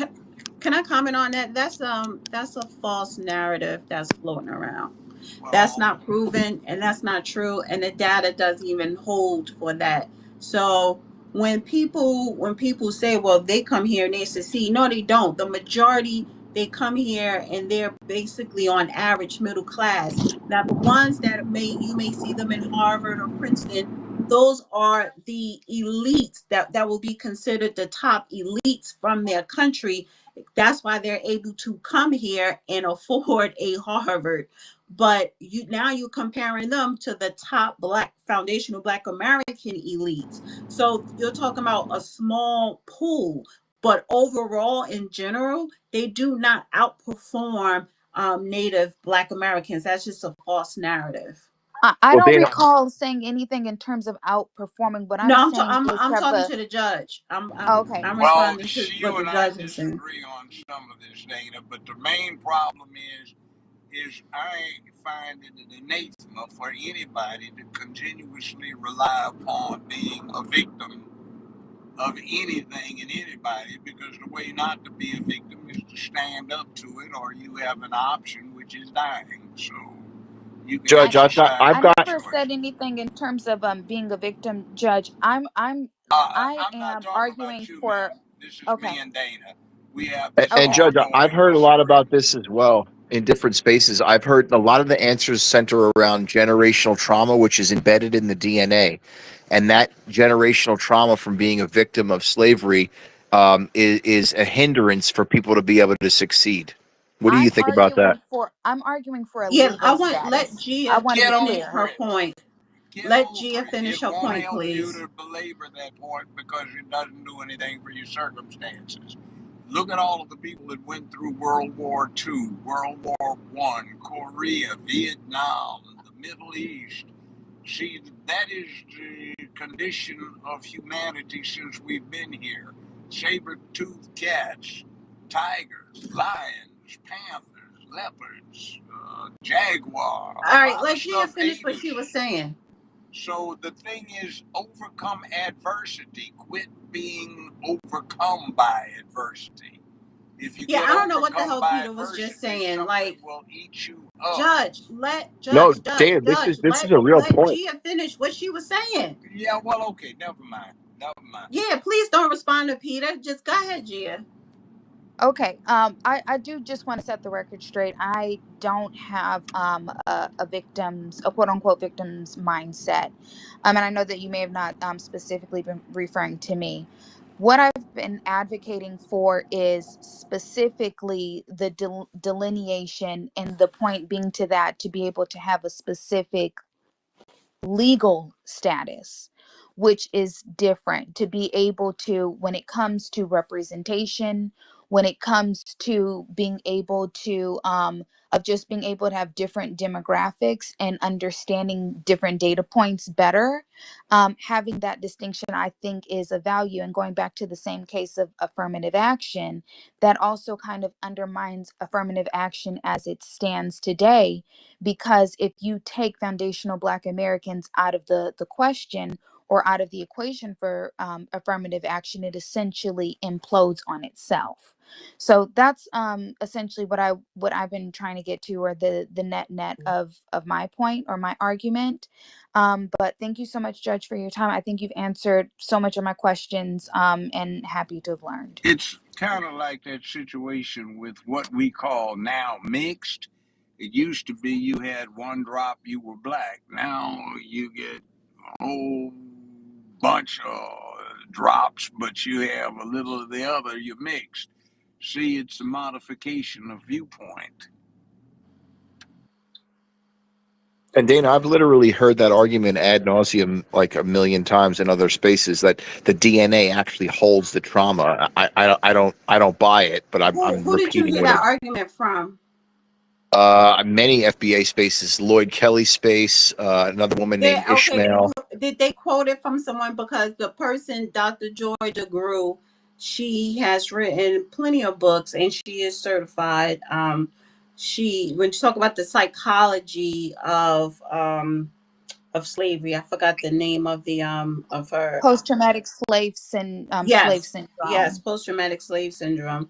So to that, to her in-depth research and knowledge, that is a fact and to a certain degree. But then also what is passed down, verbally, or behavior is passed down, and that's in every culture and every race. But it's just fascinating that people want to just solely draw on the Black race as if we're the only ones that pass trauma or pass certain things down, because every race, every culture does that. But she has extensive research and she is a doctor. And but that, yes, the post-traumatic slave syndrome is real. And another person too, Dr. Cheryl Grills, who's a clinical psychologist as well. So To even just support everybody. 125 years later, you're saying something that happened 125 years before. If a It's baby's called born, a claim, Peter. Shut the fuck up. a It's a ba- a legal ba- claim. It's All a right, Oh, stop what the I'm doing, drop come profanity. him. on, It's an Brad. I'm not. excuse. I'm not. We'll I'm not never doing Don't that. I'm spaz not out doing like that. that. Drop It's him an Don't get down. triggered. excuse. Yeah, It's an drop. No, excuse. drop. Peter, drop Birdman down, because I'm tonight. I'm not in. I don't have a tonight. I'm not for people who want to act retarded. I'm just See, not. Brad, I told you not to spaz, Brad. I'm just not, and I don't need it. Like when Tyreek, it's funny. Tyreek now she hold his spaces. Y'all niggas sit in line or wait to Don't speak use to that him. word, Well, please. I'm going. No, I'm going to use it. I'm going to use, Don't because use that's how that people. word. I'm using it for people who act like that. Yes, I am. Niggas sit and wait until he picked them to bring them up to speak, and they make sure to stay on their mic if he got two or three people up there. So what I'm saying is, don't come up here acting like this the projects. Go to somebody else. There's a whole bunch of other spaces that was holding spaces today or any other day. Go to they shit and do that. And Dana, I invited Tariq to come in because he was talking crazy that Yeah, first of Memphis is all, controlled. no, you was trolling him. You told me you wanted him to debate the judge. Why? First of all, the judge had him in his documentary. So stop, Peter. He's saying something that contradicts what the judge says I about don't give Memphis, a shit. that He don't Memphis is gotta agree with controlled by everything white the judge. people. So first of Memphis all, is controlled by black first people. of all, Peter, I don't agree with everything the judge says, and neither do Tariq Nasheed. So the fact is that all black people don't think a lot. This is not a goddamn monolith, but you do I'm not fucking saying it troll. is. I want to see No, the you troll, nigga. adversarial Stop it. process. You That's a good troll a lot. point. I'll go along with it. No Thanks, Of course Judge. I problem. you'll go appreciate along that. with it, but the fact is that you went on his stuff and said, "Oh, come and debate him for what?" When I know part of that is from what you trolling. He don't have It's to not trolling. I want to learn. want to learn what. If you want to sit up here and you gravitate more to what the judge is saying, then that's what it is. Tariq Nasheed don't have to sit up here and agree with everything the judge is saying. I don't agree with everything he says. People But have their but I want different points of views. People come a lot of people come to their own conclusion. But if you are a 100% follower of everything the judge says, then that's your business. But to I'm say come not. and debate the judge on something because the judge said something different, the judge wasn't even personally talking about Tariq, and Tariq wasn't personally talking about the judge. So then why are you going on his platform saying, "Oh, come and debate him"? For what purpose? Because Tariq is speaking to something that the judge knows directly about because he was running for office in the very city. Tariq doesn't even What was live he there. And speaking he to? What was he so speaking to? Tariq was trying to say white supremacy controls everything in the whole country. And I said, Tariq, this is amazing to me. Even cities that are controlled by almost all black people are still under the yoke of white supremacy. And he tried to But give me he some says white babble. supremacy on everything. So again, what Listen, does that have it to was straight do? Wait, nonsense. wait, And I wait. was But you, calling but out the so then, what does that nonsense. have to you? What does that have to do with you pinning two men together because they have a difference of opinion? Well, Because Judge is well equipped. to answer So that, is that there Tariq are a lot of people Nasheed, that's well equipped to go Judge, against what Tariq to is saying. answer A lot of people, hold Dana, on for a second, Dana, Josh. Hold on. Dana. Hold on. A lot of people don't agree with other people. That doesn't mean you gotta automatically go and debate. So the fact is that you went on his platform to troll. The it's not a point. troll. It's How is not it a. a troll to want to have a debate So between then two why didn't juggernauts in you the debate community? him? So then Peter, why didn't you debate him yourself? I did, and you know what he does? He mutes you and says, "Oh, sir, you're a liar. You're a lie." He does this nonsense where he mutes you and says, "Oh, you see what happens with these meth heads? These meth heads. He must have been smoking too much meth." He tries to use these ad hominem attacks when it's straight nonsense. And I said, "Oh, why don't you come debate the judge who has 50 years in the industry? You want to try to say, oh, you're a crackhead? Then you're not going to do that because his arguments are weak. That's why." That's why I did it. His arguments are fallacious and weak, and they're So you hilarious. threw the And I wanted judge the in a judge. minute to make your point. But the fact is that, of course, Tariq is not going to say any names to the judge because he knows them, and vice versa. He What does don't it know have to do you. with making an argument? No, but Lawyers, you're saying, oh, you're not going to call the judge a crackhead. No, he would not. But he knows them, and the fact is that the judge is somewhat of he doesn't know you. He's not familiar with you. but at the end of the day, you attack the argument. You don't attack the person. And this would give him, if he goes against the judge and he's friends with the judge, it would limit his ability to use an ad hominem attack because he knows the judge, and he would lose on the merits of the What was argument. the ad That was the hominem point. attack? Calling me a meth head. Are you a meth head? I've been known to dabble here and there. Okay, then. So then, was he completely wrong? Because That's you have beside the admitted point. you have admitted. I'm First of all, joking. you want drugs to be legal. Second of all, you admitted to take drugs, which is why you want drugs to be legal. So if he's calling you a meth head and half of that is true, why are you upset? I'm joking, first of all. Second of all, So that's what I when said. Are you you a are, meth head? But either way, you know you're not a meth head. So why would you get upset that he said it? I'm not getting upset. What I'm explaining to you is why I invited him on the show. I thought it would have been good content as well. Jeez. That's trolling. Yes, it would have been good because you wanted to see a battle. I'm a battle boy. Oh my god! All right, Alicia, is your mic working? I hear what Judge has to say. Judge, what do you think about that argument? I Do don't you want hear to me? talk about. Wait, hold on for a second, Peter. We got speakers. I don't want to go down the white supremacy rabbit hole. And the No, I judge want to has respond said to what plenty he of said times about the about where he stand at. The judge has said comment plenty of times about where he stand at when it comes to Memphis. And yes, it is a black run city. So yeah, of course they're gonna have two different points of views on that. But go ahead, Alicia. Okay, do you hear me clearly or no? Yes. Okay, great. Now, my battery might die, guys, so bear with me.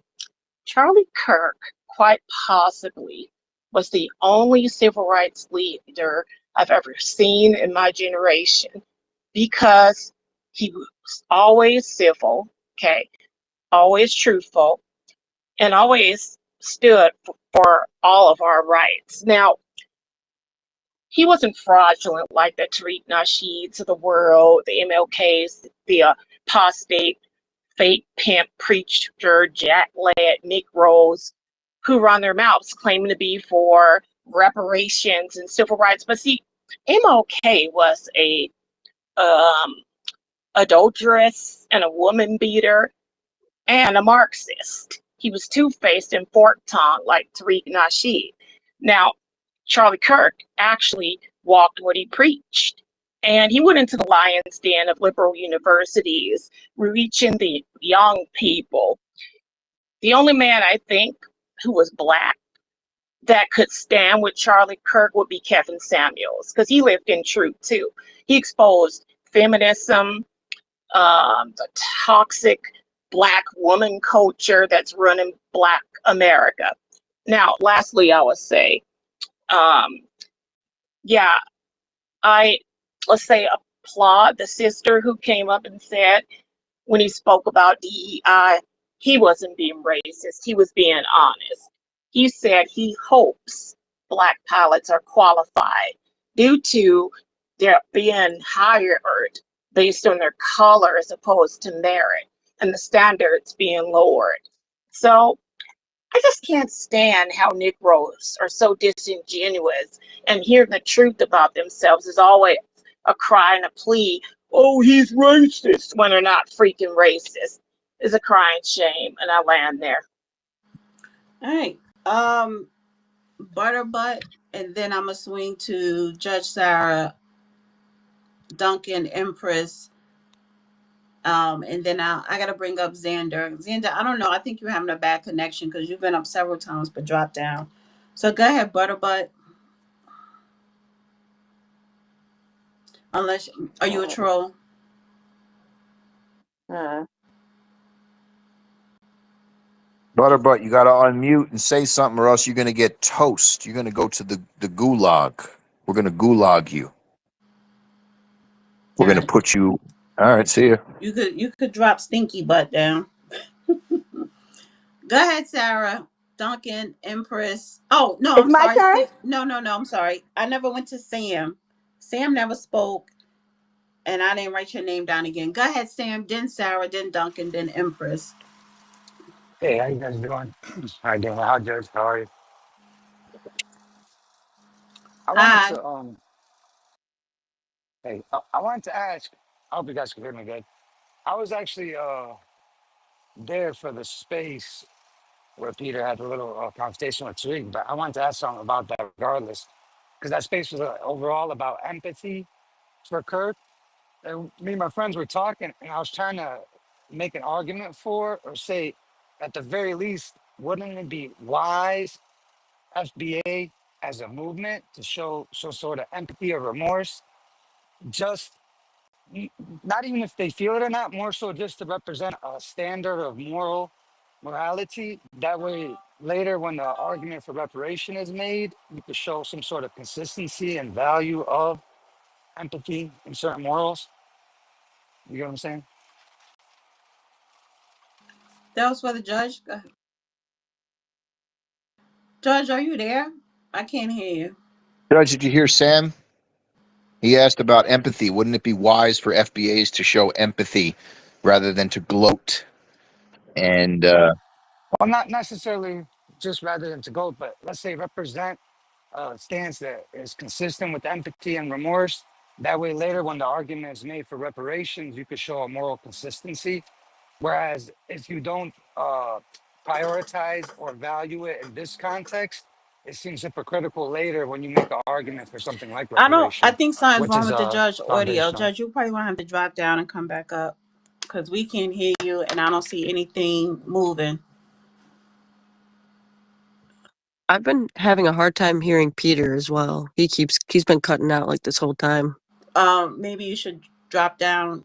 You know, what we found Sometimes out you is gotta that go in when and the go space out. starts filling up, yeah, Dana, when the space starts filling up, we start having audio problems with folks, and that's generally what happens. Judge. Oh, while the All judge. right, wait one Oh, sorry. second. Let me see something. What, I gotta remove him from co-host or something? Yeah, And remove let me him do so then that. he could go back out, restart his phone, and come back. Sam, I agree with your sentiments as well.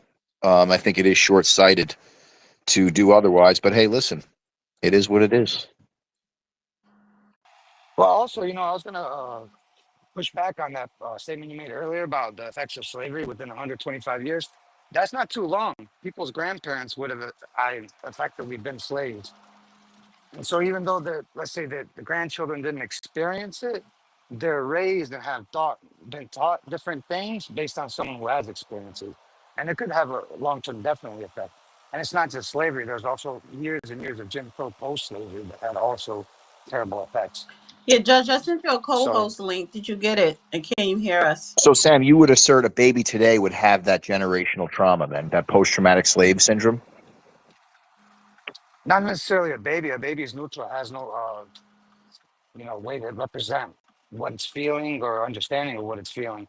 But a baby that grows up to people that are, let's see, what's the word I'm looking for? People that had slaves in the past, yes, that baby would have side effects of Right. So that. parents who were born Let's say their parents parents would who were teach born in them different things. 2000 and would be 25 right now, Right. they would have no Hmm. conception of experiencing slavery any way, shape, or form. And you're saying that they would. Indirectly, they would, Okay. Okay. Well, this makes a lot of. Listen, it makes sense. because You're right. I have to research it. You're right. no, but I'm not trying to, let's say, pick any side, but indirectly they would, because let's say even though they weren't slaves, their parents or their grandparents were, and based on that alone, they were taught different things. It's a simple thing like, would you say that that are black teach their children how to respond to being pulled over the same way Sam, white let me people let me do let, let me when let it me comes to do their it very children? quickly. Someone born in 2000 who had a kid right now at 25, their parents were probably born in the 70s. They didn't experience slavery. Their parents before them, they were born probably, I would say, in the 50s or maybe 40s. They didn't experience slavery. The parents before them, even, they were born before the turn of right after the turn of the century, still didn't experience slavery. So I don't. It's Well, very no, attenuated. It's too it's attenuated. not just slavery. It's overall Well, it's Well, general we're population you talking hear me about trauma now? in an oppressive disenfranchisement. You're way. talking about Peter, but it's still experienced disenfranchisement. Just like a lot of the new Right, generation, they haven't experienced the Holocaust, but that history is passed down verbally. The understanding of what went on, and right. not to have that happen again. So even the new The generation, they're morals. they're uh, they're Mhm. they're affected by it because it is verbally passed down of what happened. Right. So it's the same Like, thing. Any type of exactly. disenfranchisement, it is a responsibility of the generations to pass down To history overcome. like that. Judge, Anyway, what say you about hold this, on for a Judge? second, guys. Hold on for a second. Hold on for a Well, second. I need to do an audio test. Are you there, Judge? Are you there? I'm here. I Can you think he hear me? was. Okay, yeah, Yeah. we can hear you. So, Yeah. Sam, you said you wanted to ask the judge a I question. heard what he said. Oh I heard yeah. the question. Yeah. If you want to touch The on that. point is, it's been 160 years since the end of the Civil War. So, Right. frankly, I'm almost 80 years old, and my maternal grandfather lived to be more than 100. He was born in 1850, Mm. 10, 11 years before the Civil War started, and he was 15, going on 16 when it finished. So I have Right. that experience from a grandparent. Now, I have Right. other than that grandparent, my kin would be great grandparents that experienced it. But then again, I'm well into the status of potentially being a great grandparent to somebody else. So 20 years per Right. generation, that's 8 generations since the Civil War, the way we compute stuff. So there are not likely to be any people around right now with much personal memory of what happened. Mm. So it's a Right, but with concept. Peter's Let me logic, explain something. I'm It's sorry. a concept. Go ahead. And there was a lot of progress that was made over the years, which was manifest in the late 60s, early 70s. However, for a number of reasons I won't get into now, there was a devolution of the circumstances of the African American, Afro American, black person in America. And they bought into a Exactly. mess where the lowest common denominator was glorified for a number of commercial purposes. Tyler Perry stuff, Al Sharpton stuff is the most recent manifestation. Oprah Winfrey, where Right. dysfunction was glorified. And you have a Right. climate, a landscape, where too many people that 50 years ago would have been conditioned to rely upon their own devices now feel that somebody's got to do something for them, that they're dependent and that they're owed, and it's a trap. You can achieve nothing in life if you depend on other people to do it for you. And that is a trap, whether you're talking about in a courtroom, whether you're talking about in high finance, whether you're talking about in war, whether you're talking about politics. So right now, a goodly portion of the American population has been bamboozled into thinking that they're owed something by other people, which the way humanity works is not going to manifest by getting rewarded with what you hope to be rewarded. You have to get it yourself. So that being the case, it's a dead end until somebody turns that around. Do you mind if I Go respond ahead. to you, quick, Judge? Fair enough. I hear what you're saying. I don't think that's the general sentiment. What if the sentiment wasn't more so that, but something on the lines of, I can get anything I want, but because of the history of my people, it would take me twice as much effort. With Peter's logic, he would say someone like yourself, Judge, had absolutely no effect to slavery to get to where you are in life Oh, yeah, today. But I'd I had argue, negative problems I had to deal with, but so, sometimes when you work twice as hard, you become twice as able. That's like the person right, who you're is the more, athlete that works out harder than another wannabe athlete. right. So It's based on human nature. right. So you didn't have a direct experience with slavery, but because of the consequences of slavery, there was plenty of things that you were taught or Sure, experienced but it's that made your life adversity. much more But difficult. it's Yet you okay. overcame. You have to, Of course it is. That's yeah, life. that's right. It may be a saber-toothed tiger instead of a wolf that's after you. It may be a lion that's after you rather than a leopard. Right. Cold environment, So, I warm mean, environment. I both understand. circumstances reflect adversity, but one's a lot worse than the other. So, which one are you going to be able to deal with? If you want to survive, you have to be able to deal with either. Whatever nature throws at Yeah. you is what you have to deal with. The problem I'm running into when I deal with people who want me to help solve their problems is that, hey, somewhere in here, you're going to have to buck it up, suck it up, and get up and go deal with your circumstances because they're not going to change.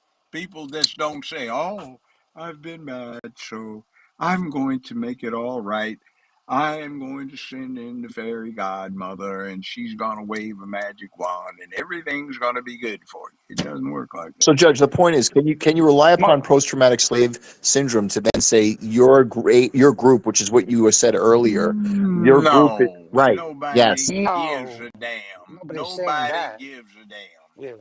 If you are in a court, they don't give a damn. If you're in a legislative body, they don't give a damn.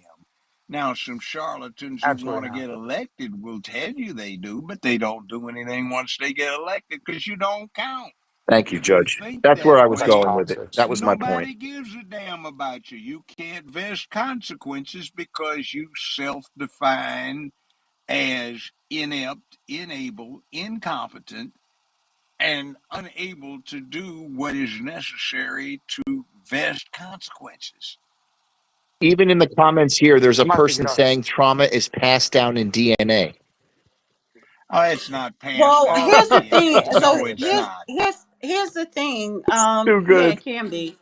Yes, yeah, yes, it can be Oh, it can because be? Okay, please tell No, me. it can't, if Dana. you No, you hold on, can't pass let me that no. down First of in all, DNA. let me talk and don't interrupt me because I didn't interrupt none of y'all. Yes, So you second of did. all, Go ahead. no, I did not. No, I did Go not. ahead. Because when I was talking, I was talking. When you talk, I was not Go interrupting you. ahead. You have So the let's floor. not play that game. You have the So floor. when you are here in America, United States of America, and a Native Black American, whether you want to call yourself FBA, Freeman, NUS, whatever, Native Black American, when they do talk about the historical trauma that is done to that said group, that is very real. And that trauma did continue way after slavery. See, people like you, Peter, you're harping on just, and Sam, you're harping on just slavery, right? Well, you're missing what came after Reconstruction when you talk about Jim Crow and all the other public policies where Black Americans were disenfranchised. And they just started getting their footing really in the 60s.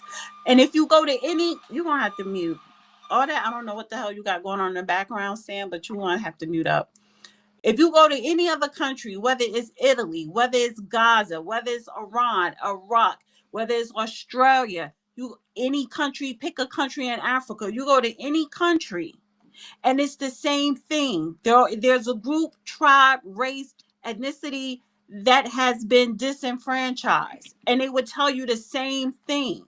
But we are in the United States of America, and that is part of our story. That's not our whole story or our only story. That is part of our story. So when you want to be dismissive and say, well, can you pass this down since slavery, right? Even though you haven't read not one fucking book. See, and this is why I really don't want to engage with people back and forth because you haven't read anything, and I don't care what background or age you are. But because you're not well read in American history, because we are a part of American history, let alone not even specifically Black history, then you're going to ask these silly questions or come up with your own opinions on something. And that's all it is just the way you feel. It's all about your feelings or your own opinion. So any country you go to, and I don't know if you're Hispanic, Sam, or what is your background, but if you go through the Caribbean, Puerto Rican, or all through South America, each country in South America, each different groups, go to Brazil, and they have passed down post-traumatic slave syndrome as well. That is a real thing. So to belittle it or to push it aside or to say just get over it, it's not about getting over it. I can't get over something that I never experienced, so I don't have nothing to get over. But that is part of my lineage. That is part of my DNA. That doesn't mean that I'm running around here as if I'm a victim. So the whole purpose, the point that I'm trying to make here is when people come up here and say, well, how can you still have this from slavery or blah, blah, blah, whatever year, whatever decade, whatever century, then I'm going to tell that person, go back to your own fucking country where you come from, where your lineage is, and you say the same thing to them and watch they smack the shit out of you because then they're going to look at you like you're being disrespectful. See, people forget where the fuck they come from, their lineage, and they forget that our lineage is here on this land. And I will land I think you there. got me confused. And the next person to speak is Xander and then Big Hawk. I think it's my turn, right? No. Dana, No, I need Deborah. Dana. Am I going to get to go at Exactly. all? You Hold did. on. Is Xander and Big Hawk because they were the two new speakers, and then I'm gonna go back to the other Dana, I speakers. need you to remove me as co-host. I have to reset my phone. The space is crazy glitchy. I have to reset everything. Just please remove me, and then I'll come back and you can add me back. Right. I'm Well, gonna I help just want down, to but know, I made the can same I argument you go? did, Because I've Dana. been, Sorry. I just said is Xander and Big Hawk. There are two speakers. There are new speakers that haven't spoken, and then I'm going to swing back to people who have spoken. It's not that hard. All right, can you hear me? Yes. All right, thanks, Dana. Um, as far as Charlie Kirk and like one thing that's getting to me is how white people are continuously trying to put a black face on the disrespect of Charlie Kirk. Black Americans are the most powerless group in this country. How in the world are you trying to push black folks as being a disrespectful towards a white man who, in my opinion, really didn't care about black people like that unless they were going to benefit them, and make us the face of some type of disrespect towards Charlie Kirk? Most black Americans, we don't experience far more racism than what's going to come from Charlie Kirk. That's minute. And it's ironic that one of the things I wanted to address, this person drops out. But one thing that white supremacists don't understand when black people talk about slavery, it's more than just slavery, it's the economic impact of it. I tell a lot of them, if you cut your finger off at 4, it don't grow back at 18. There was a lot done to basically to take the labor of black people and the wealth that we generated for this country. And white folks, they were slave owners. Their ancestors were slave owners. They did not set up a trust fund for black people. They used all of our labor and the wealth we generated to hand down to their people. That's why they own 88, 87% of the wealth in the country. Now, as far as Charlie Kirk, it's very you is this spot is most hypocritical you can get. Black Americans, excuse me, Black Americans, it's impossible in theory and practice for any Black American in this country to be racist, homophobic, or anti-Semitic. It's impossible. You need power to do that. And when it comes to Black Americans, let's look at the disrespect Black Americans get every day. You'll get mad if a Black person put up a meme of a Charlie Kirk. But I don't hear these same white people get upset that they got slave masters on money. They have institutions named after slave masters that were far worse than any Black person has ever done to Charlie Kirk. Now, I would like to know, even the ones with the thumbs down, let them not be hypocritical, address the fact that Black Americans face far more disrespect than Charlie Kirk, and we were powerless. We had nothing to do with any harm to Charlie Kirk. When I saw that man get shot in front of his children, it made me sick. I'm thinking to myself, who would be sick enough? What group? I know it wasn't Black Americans. What group would be sick enough to shoot this man like that in front of his children? But as far as the disrespect, none of them. Every white person in this country should make reparations for Black Americans their number one priority, because it's your people that's causing your discomfort, your persecution, whatever you want to. I don't know what happened. Let me say this. Walk through a high school and watch what happens with the people who allow themselves to be bullied. They get no respect from anybody.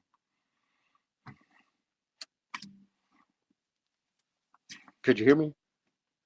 I hear you. All right, but I that's just all said, I guarantee you. response, I just said, walk through a high school or remember when you were in high school and tell me what kind of respect people who get bullied get from anybody if they don't stand up for themselves. You're right, Judge. Like, see, I'm not speaking of like what I'm saying is that of course Black Americans, we've always been going against the grain and fought against the armies. We fought against the government. What I'd like to see them do is Did say, we? fine, if y'all are so, Did excuse me. we? Did we? Well, what I'm saying is that a lot of us wasn't educated to fight in the right way. But I'm saying that when you look at Black Americans, we done fought in every war, and we've been the only group that's been uncompensated for the worst persecution this government has ever inflicted upon anybody. But I'll guarantee you, when it comes to white America, most of them, not one of them, are going to say, you know what? They can't rely upon their own people to give them real justice, even other white people. Why don't we make giving reparations to Black Americans, make them a protected class, and put them in power? Let's make sure we do right by white Black Americans before they feed themselves. I mute. Well, I would make the observation that you have a black caucus in Congress, House and Senate, and there are an ample number of them to introduce, promote, and lobby for legislation that might do somebody some good, but they don't. So whose fault is that? So are you saying that the black people that are in Congress right now, they have the power to basically implement full reparations or protected class for black Americans today? I don't know if they could implement it, but they could sure try, but they aren't. The I agree same with you. black caucus that had 2 weeks of farcical hearings about 5, 6, 7 years ago. No, not 7, about 5 years ago. Same group that had those farcical hearings in Congress. Uh, the studies were whether the debate was whether or not to have a study on reparations. They did nothing. But 2 weeks later, unanimously, the Black Caucus supported what they call the Gay Reparations Bill. The head of the Black Caucus's Reparations Committee is a gay white Jew from Memphis named Steve Cohen. And he refused to push it, but he pushed the reparations bill for the Liberty Caucus, which is the LGBTQ caucus, of which he is also a member. So if you want to Okay, blame well, somebody, just look at the politics involved, where your so-called foundational black Americans select people who are not part of their group to deal with their own business, and then nobody takes care of it. And then Negroes run around hollering about they get deprived, but yet they vote for this same crowd, this cadre of people who are not interested in them. So Judge. that sounds like a Well, self-imposed problem. I agree with you as far as the people that the blacks that supposedly were elected into those positions. But like when you look at most grassroots black Americans, that's not our idea of black leadership. Well, We don't why do agree we with that. elect it? But, well, I Why do we don't. To elect it? be honest with you, well, see, I to don't be think honest we with do. you, I would elect. Right, I would agree with somebody more like you being in charge. Oh, Give me well, somebody like yes, Dr. but I'm Claude not Anderson. because I scare Negroes. Memphis has 75% of the population is black, 75% of the police department, 75% of the sheriff's department's black. The sheriff's black, the chief of police is black, the county mayor is black, the city mayor is black. There are only 2 people on the Board of Education that are not black. You have an overwhelming majority of the city council and the county commission are black. You have black elected officials for every single clerkship over the courts, the county, everything. The county mayor is black. The city mayor is black. 60% of the criminal court judges are black and female.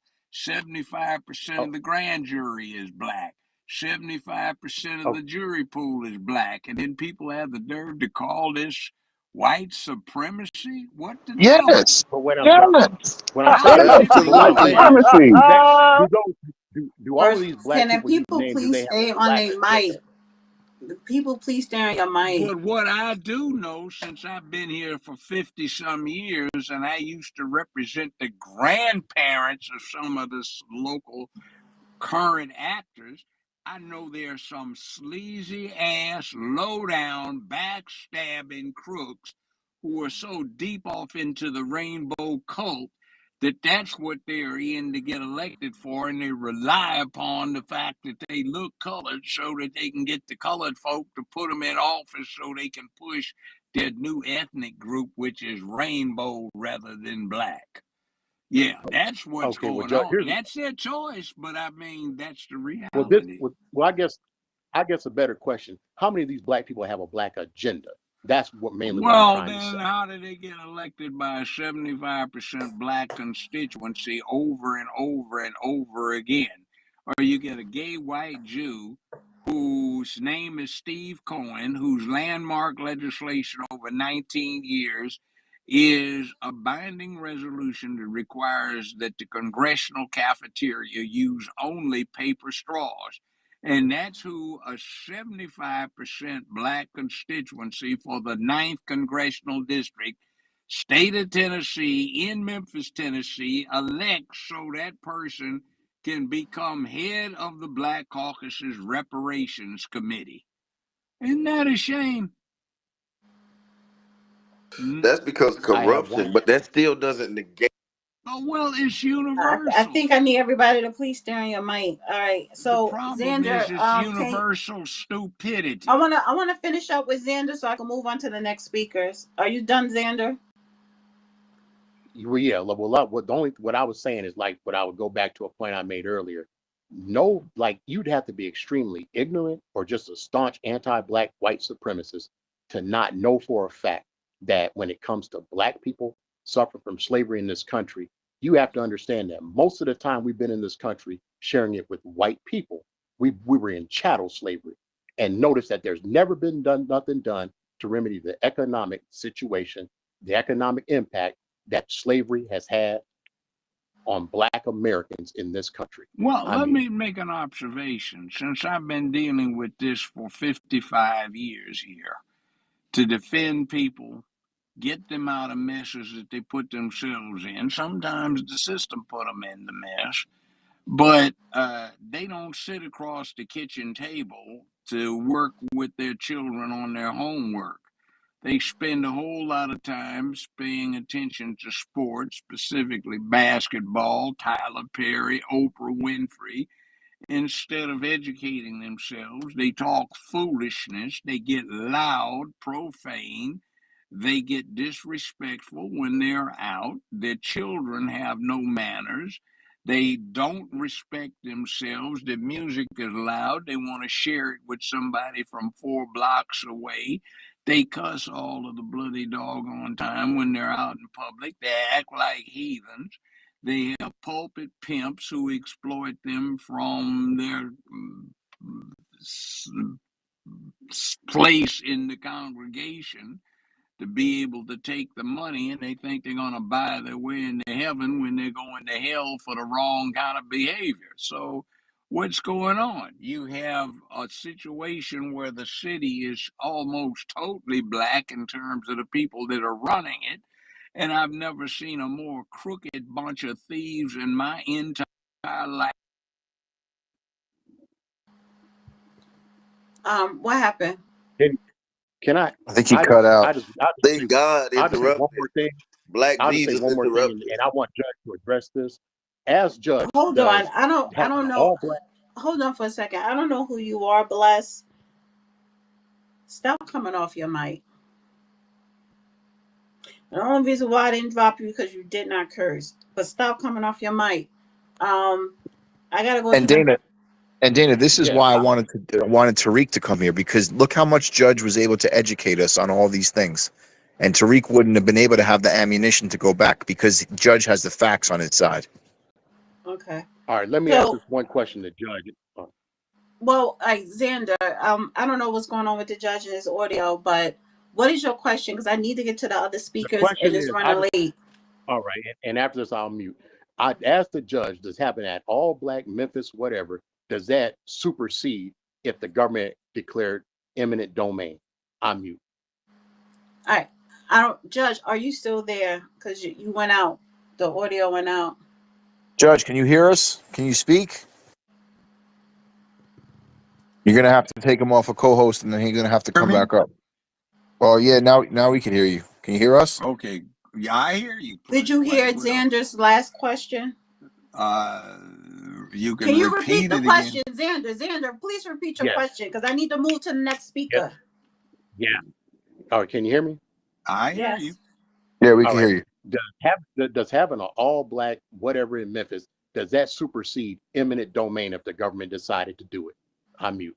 What do you mean eminent domain? That's been a part of the whole system. All title to everything comes from a government, whether it's local, county, or state, or the federal government. What happens is Oh, that private property is not the ownership of anything. You don't even own yourself. You just own the exclusive right to use it, which, when it fails in terms of the overall public interest, is taken from you, and you are supposed to be compensated for its reasonable value. Now, that's it. All right. All right. I need to get to is Big Hawk, Bless, Immortal, Jane. Go ahead, Big Hawk. And honestly, I'm not going to swing back to people that already spoke because we got to start winding it down. So I'm Dana, only going to I've take been new waiting like speakers. 45 I know you minutes. have. I To, know, but you did get a chance to speak. I just can't have you speak for a second round because I have to get to the new speakers and any new speaker to come up because this is not going to be no goddamn 6 hour marathon space. Sorry. it's not So going to go take me ahead, one Big minute. I Hawk. just want to respond to what he said. I waited 45 minutes. Respond to To who? Peter. And let me say this, and I'm gonna dip. Peter had my back because Peter realized that you treat me like Diligent treat him, and I had his back in Diligent space. So I tried, Peter. I'm out. Okay, I don't know what that was about.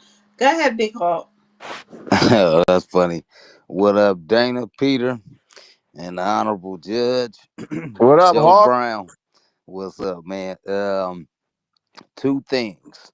Real fast to try to make it as quick as possible.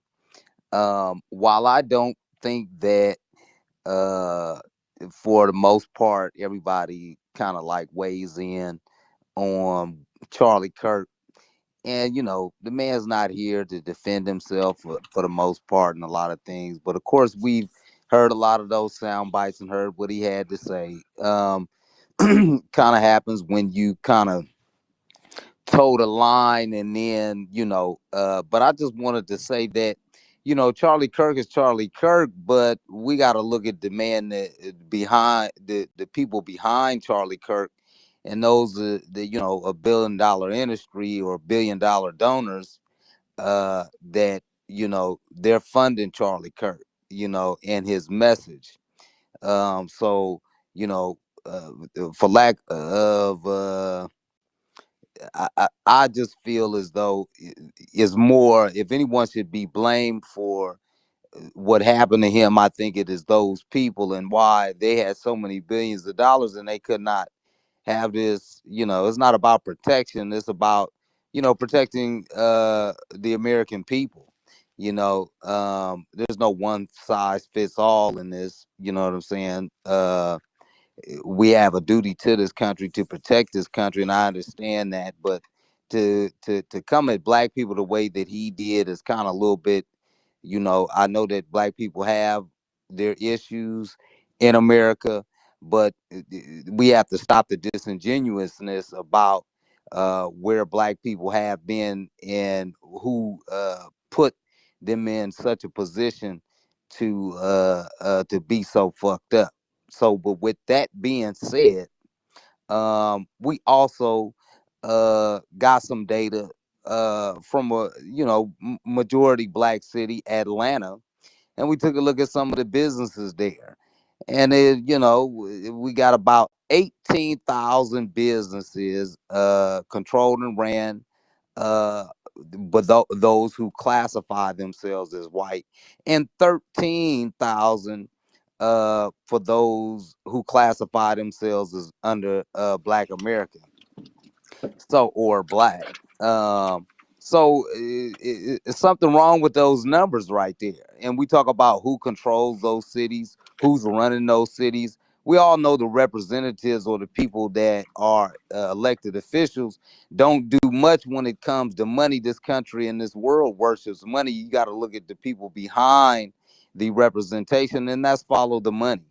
So I wish that we could understand that and kind of not look at some of these representatives. We have to look at the money behind the representatives, if you will, to take a clear look at really what's happening. There's no way that Atlanta and all black cities should be so LGBTQ plus when those people are being gentrified and washed out, and you got 18,000 white businesses, but they're not the majority of the city. Something wrong there. We got fraud, and we got a lot of misrepresentation. So we got to disaggregate the numbers and get down to the bottom of really what's happening, because the picture that they paint with some of the statistics that they give don't match up to what they say about black people. So I just wanted to make that clear. And what's up, Judge? Look at your representatives down there. Let's take Fannie Willis. That's part of your problem right there. Why do you keep electing such, shall we say, deficient representatives? And that's the person that's supposed to be in charge of law and order for the area. Remember, she doesn't have anybody to answer to except the people who vote her in.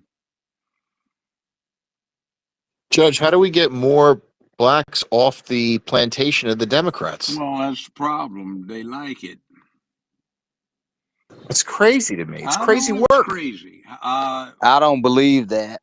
Well, they do like it because who do you think votes for the Democrats? Who do you think calls in on most of these shows that you can get on X Space or anywhere else that are staunch Democrats that can't escape from the plantation where there are no gates, no fences except in their minds? Who are the people that sit there and get so focused on reparations, not as an abstract concept, but because it's comfortable to not do anything at all except sit on your butt and wait, where it's not going to happen? That's like, I don't need to do anything because I might win the lottery. Yeah, you might, Judge, but how did you develop the mental wherewithal to resist these temptations of these Democratic because All right, charlatans? I I don't got. please, but I need to move on to the next speaker Let because me it's answer What that. is going Let on? me yeah, answer What like is that go- very you asking quickly. him these Let me questions just answer to that be a very fucking quickly. smartass right about now, and it's getting late, and I want to get to Bless, Immortal, and Jane. Okay, We got three speakers. give me 30 seconds. The way I dealt with that is because my family tradition on both sides was manhood, and I got raised as a man. And if black people raised their boys like men, we wouldn't have this problem. But to a great extent, that's not the case. All right, go ahead, Bless. Hey, thanks for letting me speak. Good evening to everyone. Uh, Judge, Your Honor, I'm disappointed tonight. I've been dealing with you since the Clubhouse days as far as speaking, years ago when you come on Clubhouse with us and transitioned over here, had some rooms with you, but I didn't know you shared some of these views you're saying tonight. I'm just really trying to figure out why you're disregarding the effects of systemic racism. That's Because there's not a goddamn thing you can do about something that happened 160 years ago. So if you let it influence what you do tomorrow, 160 plus years after the fact, you're a fool. You have to move on, understand how it sets up the landscape you have to deal with, adjust what you do so it takes into context the realities, and say, my job is to kick ass. I'm a man. And if I have to die to do it, I'll die doing it. But I am not going to be weak and let myself get subdued by an enemy. And when you have that kind of attitude, interestingly enough, you can set up alliances with other people that can help your cause and you can help theirs. And it works out fine. That's how humanity has worked since we've been here. And to sit there and say, oh, wow, we get done in. Yeah, of course. So what are you going to do about it? That's the question. So okay, I get that, but it's still is you're like giving basically you're giving all these systems an out. You I'm not even just giving them an negated out. you negated eminent domain just now, What do you? Judge. I know As what if that eminent didn't affect it. domain is. They took I've 300 been a acres of land from judge. my family with that. I've been a Like they paved the judge. highway through I've it. been a judge who applied eminent domain. You want an interesting example of eminent domain? It's called the draft. DRAFT. See, a nation state has three parts: a territory, a population, and a government that controls the interaction between the territory and the population. If you get drafted, you are a resource of that territory and that country. So your life can be sacrificed for the overall good. If you have the title to something which comes from a governmental entity, you don't own the thing. You don't even own yourself. You just own the exclusive right to the use of a thing. And when this governmental entity that gives you that right to the exclusive use of a thing says, hey, there are better uses for it, then your right gets extinguished. But under our system, they're supposed to compensate you for the reasonable value. So you don't own your house, you don't own your car, you don't own your shoes, you don't own yourself. You just own the exclusive right to the use of these things, but the rest of it belongs to the state or the United States government. Let me Essentially a let me license, let me right, say Judge? this real quick.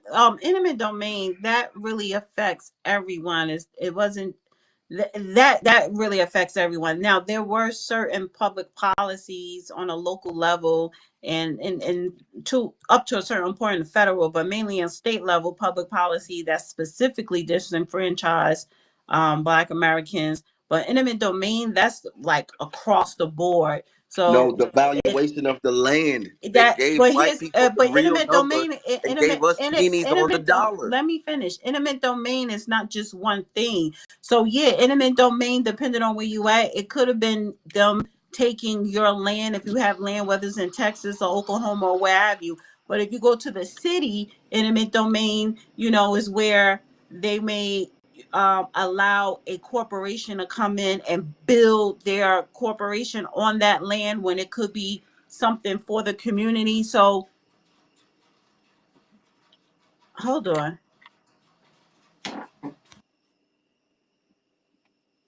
Yeah, and I'm talking specifically the highways that they paved through the black cities. But no, back to you, Judge. While she's doing her thing, my other issue is when you disparage the blacks because you said I've been doing this for so long. Of course, all respect to you. We all look up to you. But then you're saying basically it's those people's fault, and you're basically not taking into account these people have generational trauma and they haven't had the therapy they need, and they're dealing with breaking generational curses that just because you didn't have to break them because you just talking about you was raised father and all this stuff. You acting you excusing quit putting crack in our neighborhood like that didn't mess us up and We didn't hinder have to us use it. among other things We and didn't the have to liquor stores use it. No, No, we hindering us. didn't. No, we didn't have to Come on, use it. Doug. It's a punk move to go off and get your ass high and use it as an excuse for your own personal failure. No, I get it. I get it. I get it. I get it. But the bottom line is, it's too goddamn bad. That's the condition of the world. You go over, look, excuse me. Doug, this is Excuse crazy. me. What the What about the folk in Vietnam? What about the folk in Tokyo when they firebombed it? What is about the people at Hiroshima? What about Dresden? What about the people in Stalingrad, Moscow? well, none of those people built the United States of That's America, the all biggest right. economic Wait a powerhouse minute. in Wait a history. minute. Have you ever heard of the Gettysburg Address? There were 83,000 folk died in 4 days in Gettysburg. So I mean, the point Preach. is get the hell over it. Move on with your life because This is nobody's going to give you shit. So if you get that in your head, take advantage of the opportunities that are there. Don't be nice about it. Be cold blooded and ruthless about it. Prepare yourself. People go out and spend hours trying to practice the damn free throws and they'll never get paid a dime for playing pro basketball. Well, spend that same kind of time so on your head. we can't Learn walk and how chew to gum. It shoot. got to Go buy I thought it was gonna yourself be on me some next. you Everybody want can't to do artillery. both, rebuttal. Judge. Go Everybody buy want to. You can't yourself walk and some chew gum. artillery. Buy ammunition. Train. Learn the rules. Learn how the system works so you can manipulate it. Quit being helpless. That is All right. Oh, y'all ain't heard him. pathetic. Oh, well, then, Well, goddamn it, get over it. I made a success. I was the highest paid man in Hollywood, and I didn't do it for acting. And I was a member of damn near every organization you can think of back in the 60s. I did a lot. I got the youngest person in the whole world off death row. I was the one that said the FBI was the entity that set up Dr. King and had him murdered for supply the ammunition and the record. I've had people try to kill me. So yeah, what the Yeah, hell Peter. did I I don't, do Peter. about I saying, I don't "Oh, know I'm which so Peter. You're not even dug my. in and everybody's What against I'm me"? muting people, Dan. I am. I'm muting them as Just they mute the go off whole their room mic. because Immortal was next. Immortal Jane Henry, and I'm like, I was waiting for Bless to land. He was well, landing his who? I plane. never got to land. Bless ain't gonna Okay, land. Bless. but the point is, son, get your act together and act like a man and take on the world and say, I'm going to kick ass or die. That's what you have to do. Mic drop. Immortal, you're up. No, he's not Okay, though. He went. okay. I'm going to say a whole lot of stuff I'm that a, most of you won't agree with. So just give me Well, some say grace. it. Say You're it. not going to agree with it. Say it. Fellas, black men, stop all that coming on in public spaces talking about you traumatized. If you traumatized, go talk to your preacher. Go talk to a professional. Get that worked on. You're not the only ones traumatized. White people are traumatized. Do you know how traumatizing it is to get up in the summer and can't go outside because the sun gonna cook you, and to the point where you're blistering all over yourself? I never had to deal with that. Do you realize how traumatizing that is? Where your birth rates are so fucking low, so you can't even replace yourself. More of you are dying than are being born. That's traumatizing. Do you know how traumatizing it is to want to have children and grandchildren that look like you, but you belong to a group that has recessive traits, and you can't do that if you get too close to anybody else on the fucking planet Earth. So please stop coming in public talking about black folks are traumatized. You are no more traumatized than the black folks who came one generation, maybe two, out of slavery and built Black Wall Street. You're not more traumatized than them. They didn't go around all the time crying about how they was traumatized. Men, you ladies, you do what you do. But men, stop that. Cut it out. You make yourself look weak. You make yourself look like a punk. Just like Judge Joe Brown said. And that's one thing I agree with him on. Stop acting like a punk. I don't want to cuss. Let me calm down. I don't want to cuss. Stop acting like a punk. Stop acting like somebody gonna do something for you. It's a dog eat dog world. Do you ever watch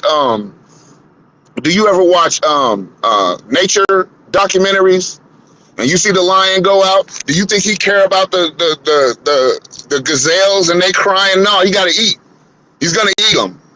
They're gonna die. He's gonna eat them because he got cubs. The lion got cubs to feed. So please, with the weak stuff, stop with the oh, we're traumatized. Cut it out, man. That's not a manly thing to do. Come out here with your head up, with your head on straight. Don't nobody want to hear about you being traumatized. That's just life. I know it's hard. I know it's hard, man. I'm a man too. I'm a black man too. You think it's been easy for me? You think I don't bear my traumas? But I don't come on the internet. I'm traumatized. They did this and that to me.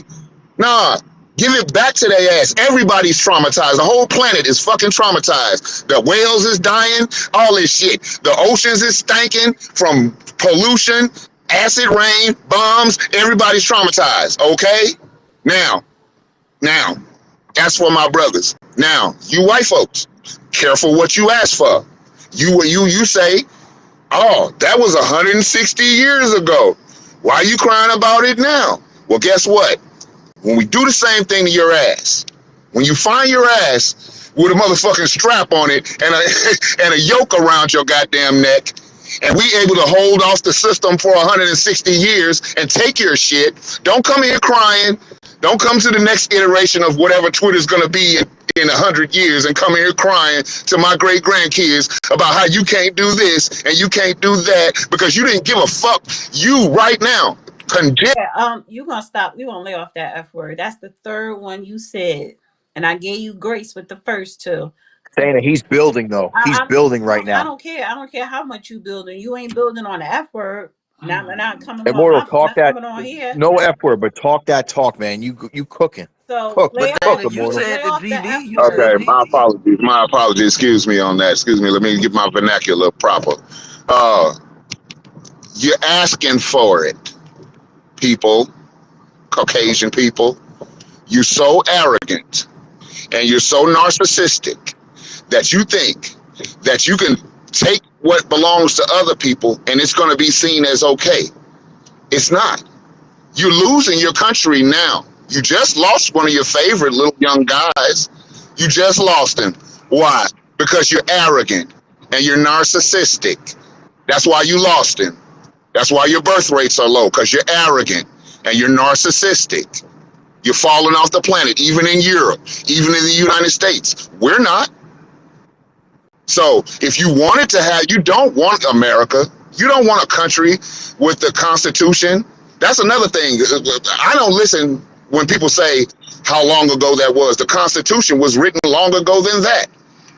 And you still want to go by it. You still refer to it. You still this and that. Jews, the Jewish people, they ain't gonna never forget what happened to them in the Holocaust, and it'll be 200 years from now, and they'll still be saying, never forget. So guess what? I done traced my lineage back to the time of slavery. I know which one of my family was enslaved. I know what they went through. I've listened to their stories, and I'm not gonna forget. But what I am gonna do is give you what you're asking for. You're asking for your country to fall, to go the way of Rome, and it will. You can't have freedom if we can't have freedom. You can't have a repair for whatever you think the government has done to you if we can't have repair. And we have more wherewithal than you do. So you can turn this whole country into a cesspool country, if you want to. We've been through the muck. Have you? Do you have the wherewithal? You don't, do you? That's why you rely on subterfuge. That's why you rely on trickery, illusion. That's why you rely on propaganda, because the truth isn't in you and it's not on your side. So I'm not upset that that particular guy fell on his own sword. You don't get upset. That's what the first thing they say about young black men and young black boys. Well, he shouldn't have been out there selling drugs. Well, he shouldn't have been out there doing this. Well, he knew he didn't have no business doing this. Well, guess what? He shouldn't have been out there doing this. He shouldn't have been out there speaking against my ancestors. My ancestors are strong, even to this day. He shouldn't have been out there talking like that, talking out the side of his neck. Right? Okay. So reparations will be paid one way or another. We're not going anywhere. The only thing going somewhere is your system of government and your country is already breaking down. You can't rob Africa no more. Africans are waking up. Shout out to my family over there at Burkina Faso. The Burkina Bay people are leading Africa right on out of the doldrums. Right on out. You can't have free gold anymore. You got to pay the price. Europe, America, can't no free oil anymore. You got to pay the price. You can't just sneak in and steal it. They're not asking for your little aid packages anymore. Why would they give you millions, no, billions and trillions of dollars worth of rare earth minerals in exchange for a bag of rice with a French flag on it? You live in a delusional place, white people, and you think it's sustainable? It's not. And I think your little system is gonna break down within my lifetime. And then people like me, we're gonna show you how this thing works. We'll show you how it works. If slavery was cool, I say you can't legislate or litigate or make a law to take away somebody's humanity. Any law that says that a human being is not a human being but an animal is null and void. You It have to always land was. your It plane. was. That's it. That's it. You got it. May I Thank you. make a And brief Moro, that was a great submission. let's Just want to answer let you that. know earlier, I discussed it with the judge. If you attack someone based upon their use of the N word and you use deadly force against them, where does he go, Judge? Um, Prison. Me and Judge got a difference of opinion, Well, the and maybe I problem will go to prison. And maybe I will go to prison. the Let me tell you my side. Maybe I will go to prison. I'm from Jackson, Mississippi. Anytime they start talking that N-word, that's the rope comes next. yeah, You get found in a ditch. yeah, You get well, found in a ditch. They don't come say how you doing and then kill you. No, they call you the N-word I 5 6 times and then go you're to dead. So Jackson. when you come to me I know that you're coming to me to harm me. When you come to me with that N word, just know I know you're coming to No, harm me, you can go to and I'm jail. going to behave Yeah, well, accordingly. And if sometimes you got. the judges don't want to legislate my humanity, and if the law doesn't recognize my humanity, God does, and I do, and I'm not going to take it from you. Well, God So that's that. will That is what it please is. All right, you thank you, Immortal. enthusiastically if you get executed or when you die after doing life without possibility of parole. And I'm familiar with Jackson. Been All going right. there for Hey, more if than enough 50 of them years. fall Now, from calling the N let me word, they'll. let me give you a perspective on what's on the other side of the fence. The People's Republic of China. We have about 300 plus million people in this country. China has a little more than four, almost five times our population. I'm using an iPhone. I ordered a new one, but it's made in China. So the problem is, well, Danny, you gotta mute your mic. I think it's giving Oh, feedback. I'm so sorry. I was listening to something. so anyway, the problem we have is that although our system of governance, the Constitution, is pretty magnificent. I mean, nobody's come up with anything better. The rest of the world acknowledges that. But it's like a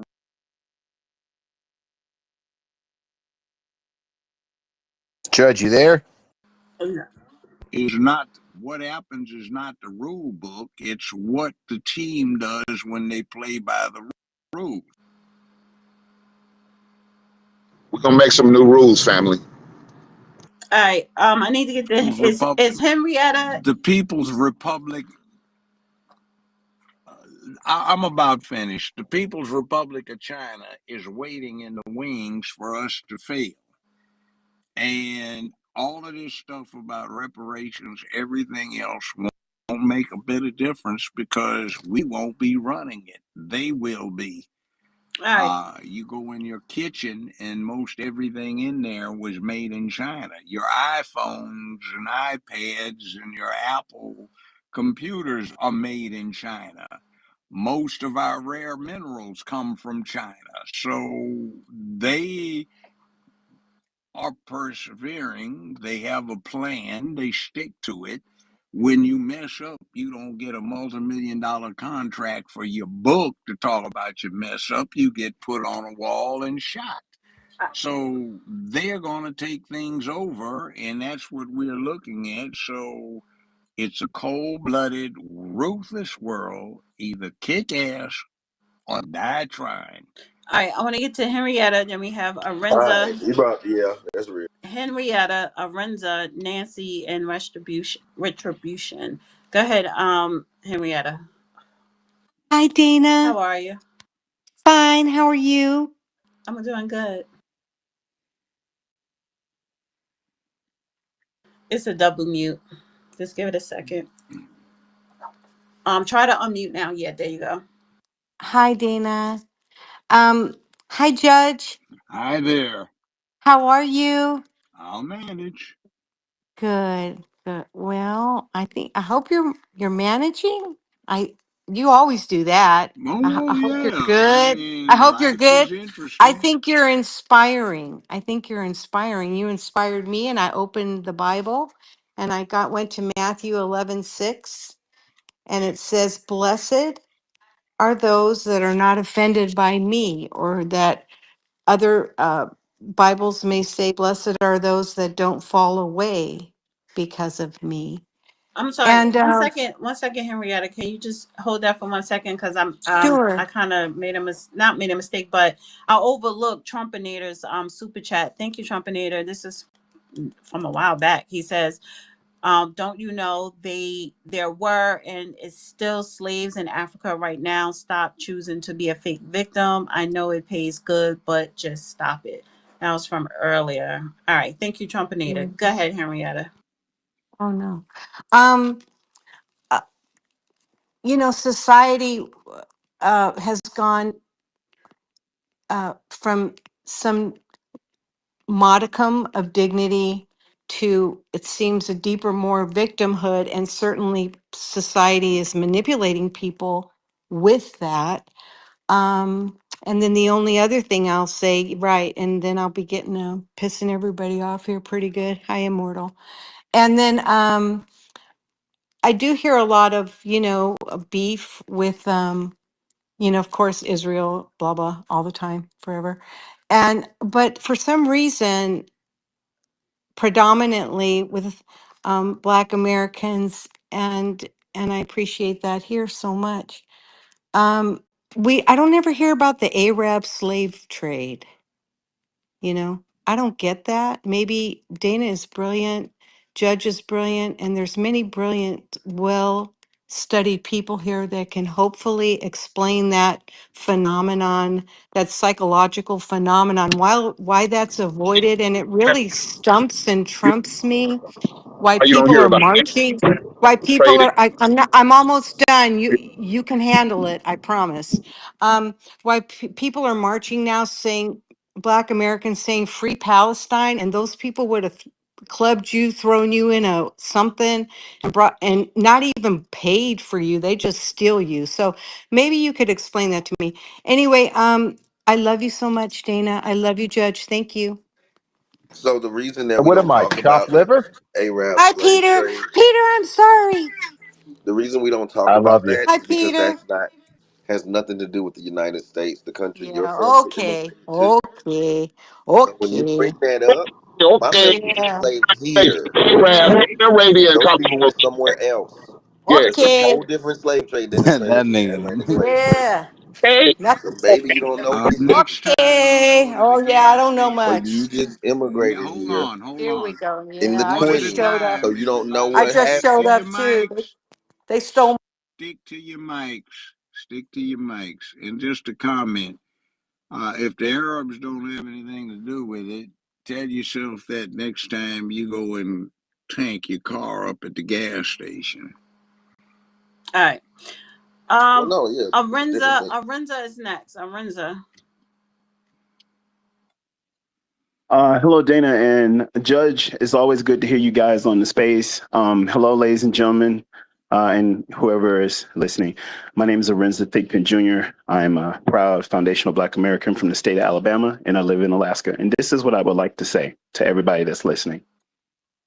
If the government has rules and regulations on paper, whatever that is, if it can be interpreted in a way that benefits you, by all means, my opinion and recommendation is to do what you want.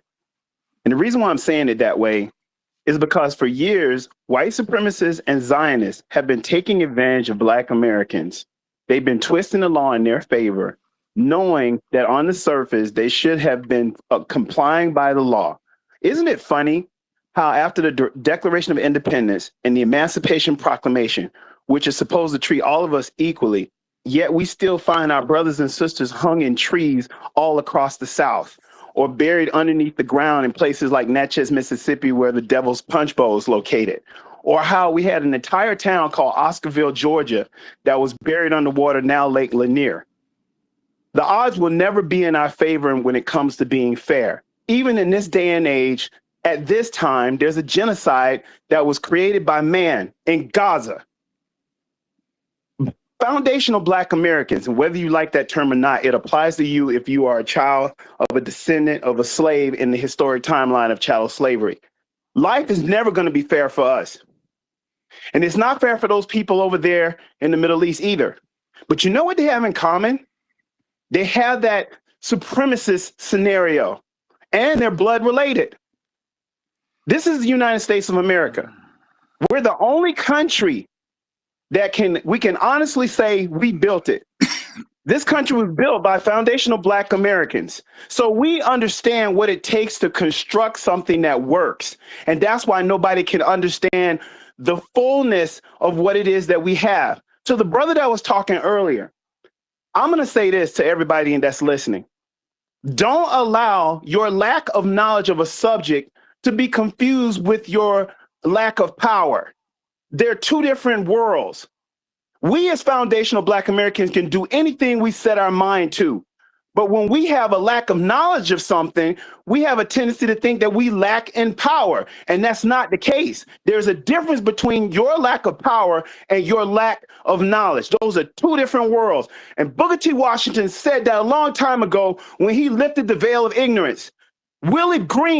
Green, the guy who created the expression "no justice, no peace," who's still alive in Fort Myers, Florida, and Willie Battle. I will not allow their memories to be dishonored because of a lack of understanding.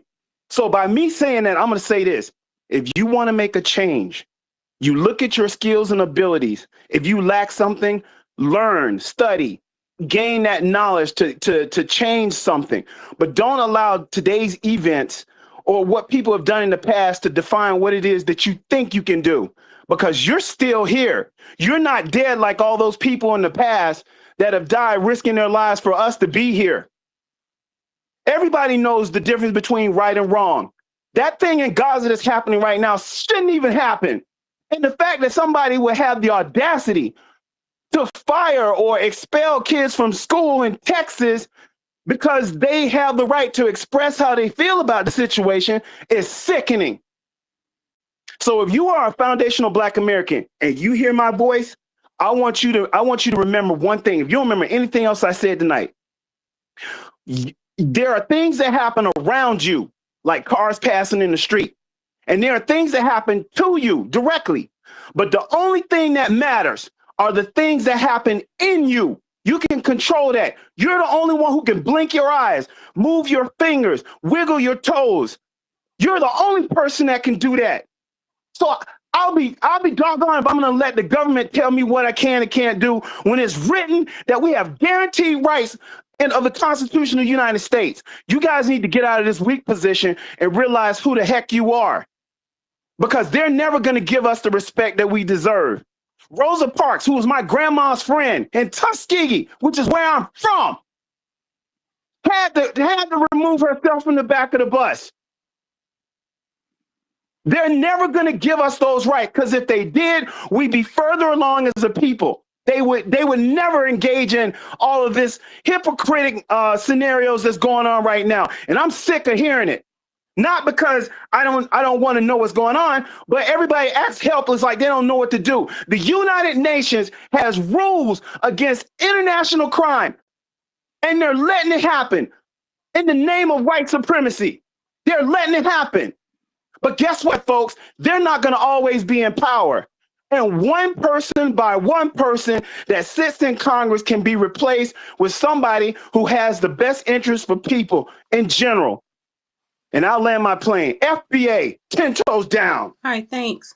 Nancy, is Nancy still up here? Yeah. Hey, Nance. Hey, well, I recently came up here because Immortal, I'll be honest with you, pissed me off.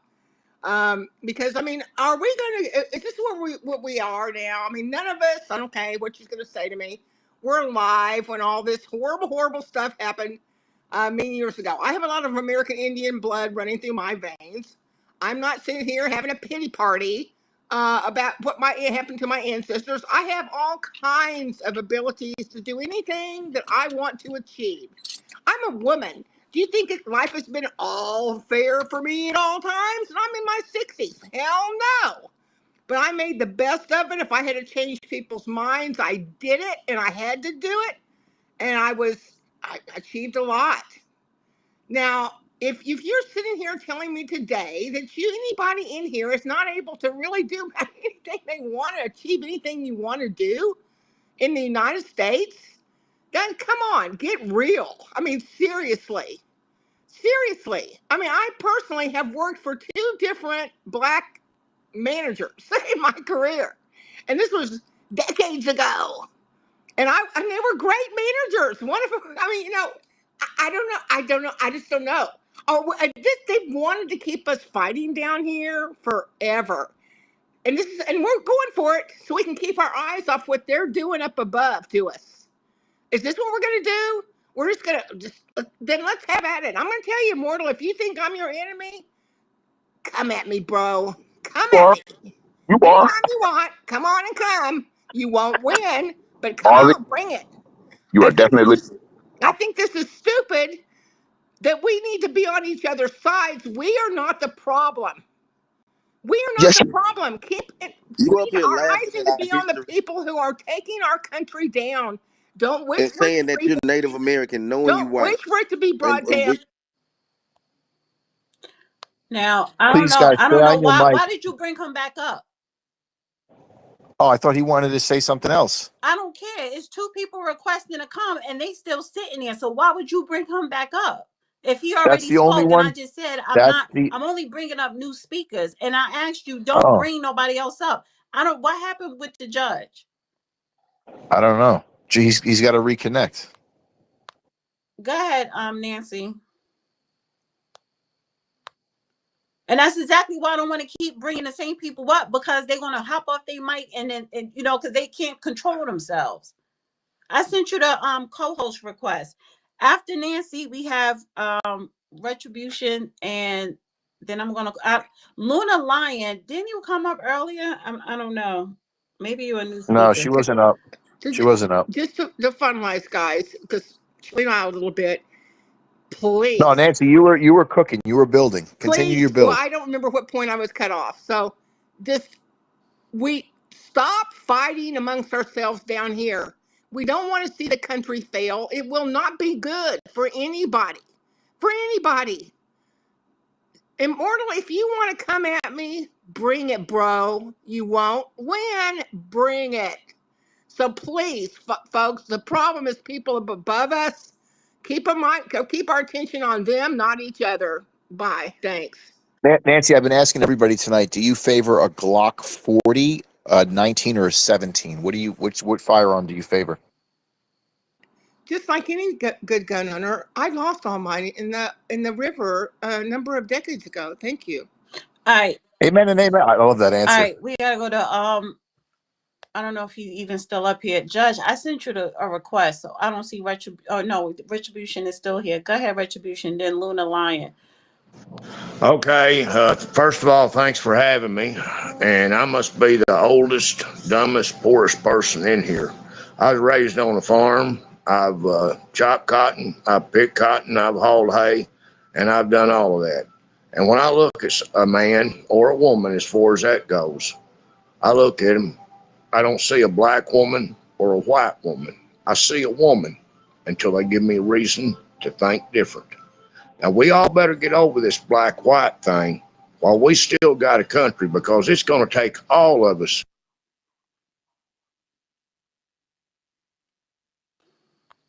Why are you muting? I didn't mute nobody. You didn't hear me? No, go ahead and say. Retribution, you were about to cook. Okay, you want me to continue? Go ahead. Go ahead. Please Continue. cook. Yeah.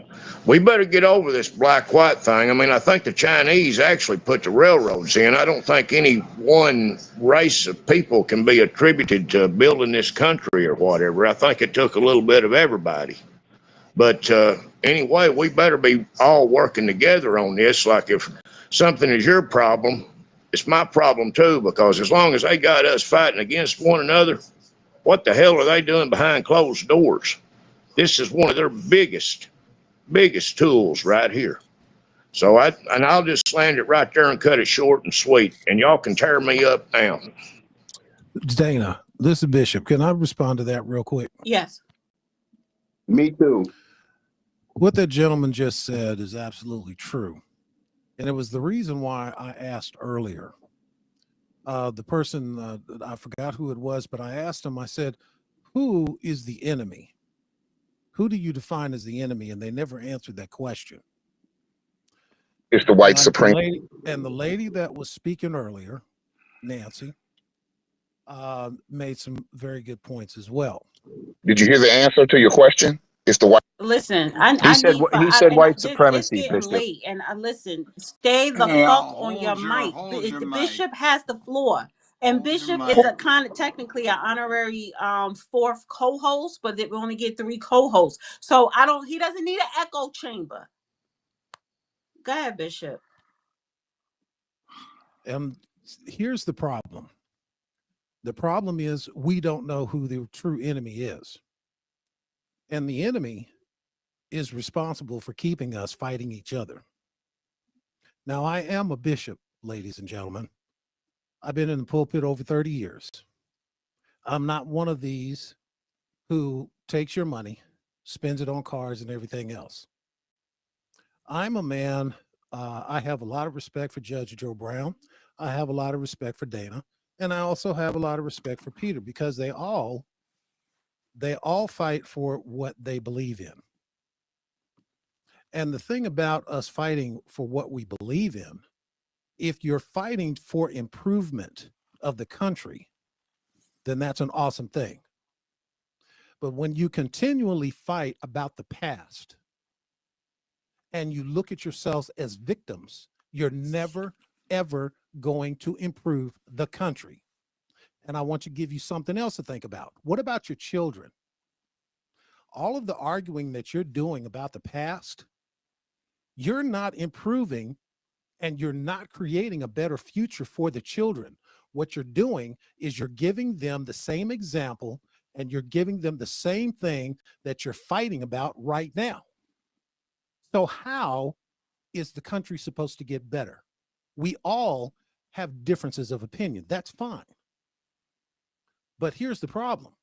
The people that are pulling your chain are the ones that some people have mentioned earlier, the oligarchs, from the financiers, the people that took our financial system in 1913, where they made the Federal Reserve part of our debt. We are indebted to the Federal Reserve.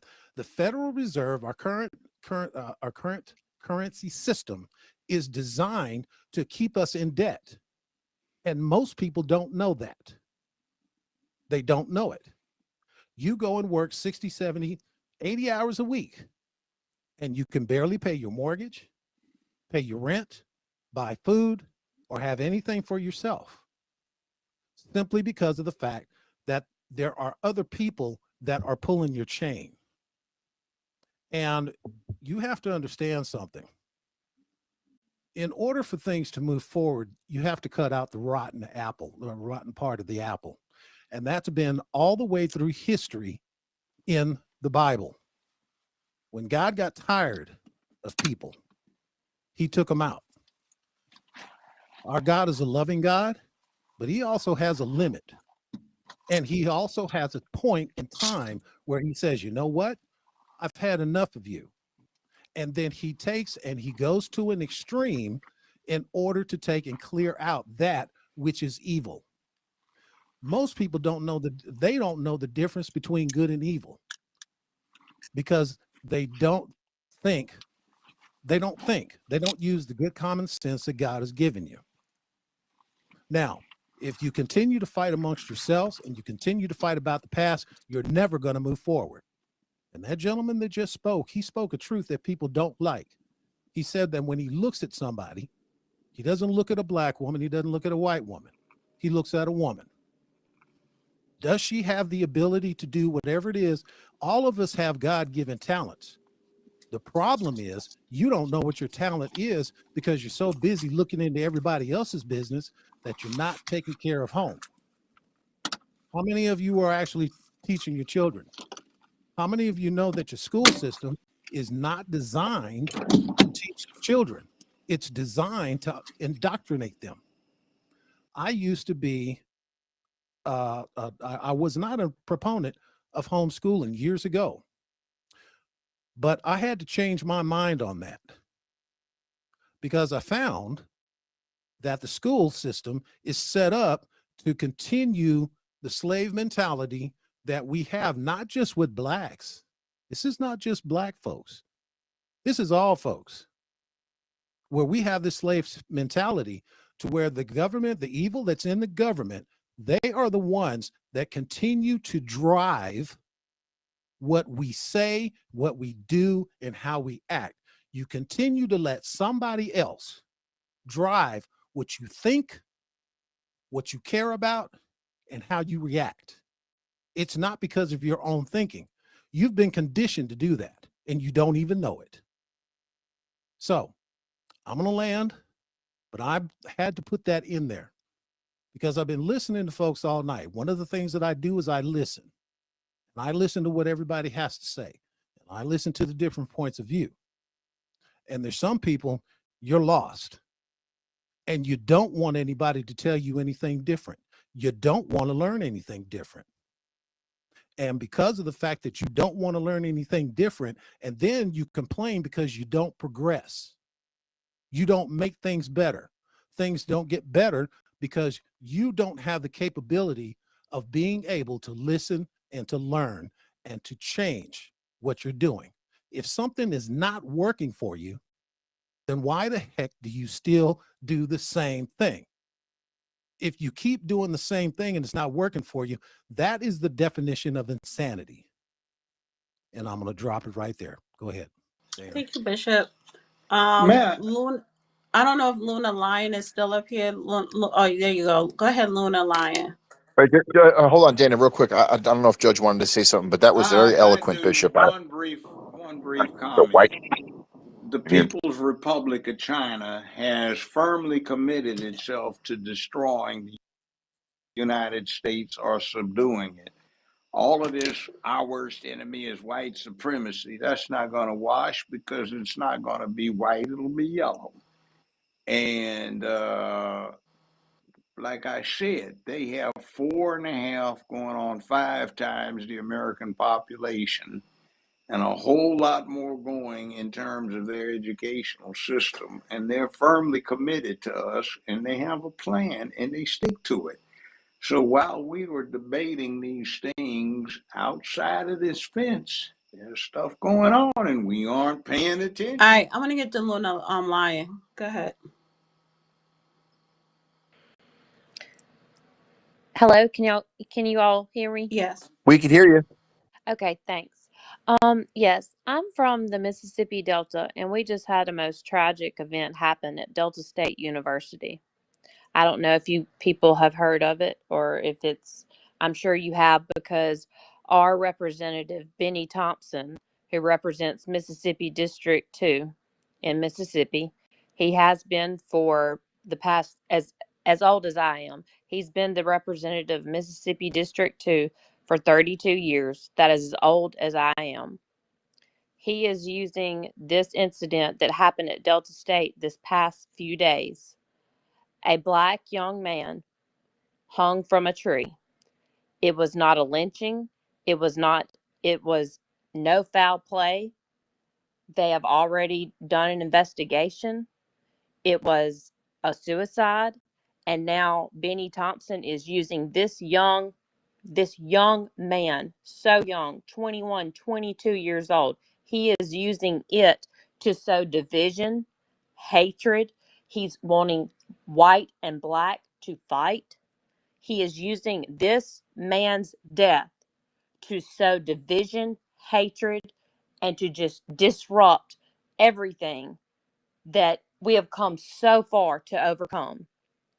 And being raised in the Mississippi Delta, I know the history and I know the painful past of what has happened. And we have come a very long way. In 2025, for Benny Thompson to assume and to use this young poor man's death, that he committed suicide and there was no foul play, to use that to sow division is grotesque. It's not of God. It is to sow division and hatred. And I am not about that. I'm just like the other gentleman. I do not see black and white. I live in the Delta. I am, we are mainly black. I mean, all of our population is mostly black people. I have black friends. Me and my husband own a business. We see all of our people are black. We do not see color. And so for Beanie Thompson and all of these politicians to continually cause a race war. They continually to sow division and to say, oh, yeah, lynching in Mississippi still exists. That is false. He is using this poor young man's death that is a suicide, which is horrible. And I pray for his family. I pray for his family, and for it to just be used as a political stunt is beyond, it's pure evil. It's evil. I'm Italian.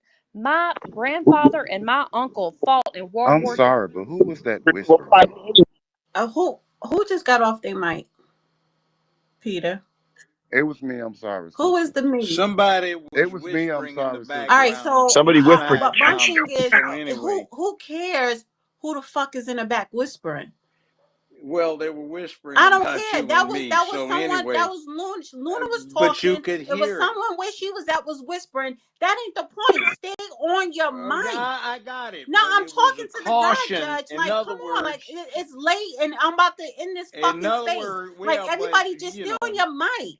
Y'all yeah, don't that's understand. that. No, one second, Judge. Y'all don't That was the understand when point, somebody is Dana. talking and they have the floor, and I don't care if you coming in to say hi or to interject. You don't know that throws everything off. And that also throws off what that person was talking about. So just stay on your mic. It is not that hard. Go ahead, Luna. It was interrupting her, but anyway, No, it go was ahead. not her. It was I could somebody hear it else. It was very coming from loudly. her end. So Yeah, but you I don't even could know what I'm hear. talking about, Judge. Just leave I it know what alone. you don't know what No, I'm I talking do about. know. You There talking was about someone's somebody interrupting her. sort No, of. just leave it alone. Just go ahead, Luna. Okay, Go all ahead. right. Hey, go on, go on, go on, go on, go on, go on. Good. Keep going. You have the mic, ma'am. Go ahead. Okay, I don't want to cause any more fight. I mean, I don't You're want. not. You're not. Go ahead. No, the only thing that I wanted to say is I grew up in the Mississippi Delta. I know how all of this can be twisted and can be turned, and I don't think that people should use other people's misfortune to cause and to sow division. Like I said, my grandfather and my uncle fought in World War II. They were Italian descent. My grandfather was in Fiji fighting for America. So whenever that happened and they were Italian, they came and they took all of his guns and they were watched the entire time during World War II because of course as everybody knows history, the Italy was on the wrong side and then flipped to the Ally side. So my grandfather and all of them were watched the entire time. Their guns were taken away. They, they watched them because they were not to be trusted. But they fought. But my grandfather and my uncle fought for this country. So I understand how, race and cultures, I understand all that.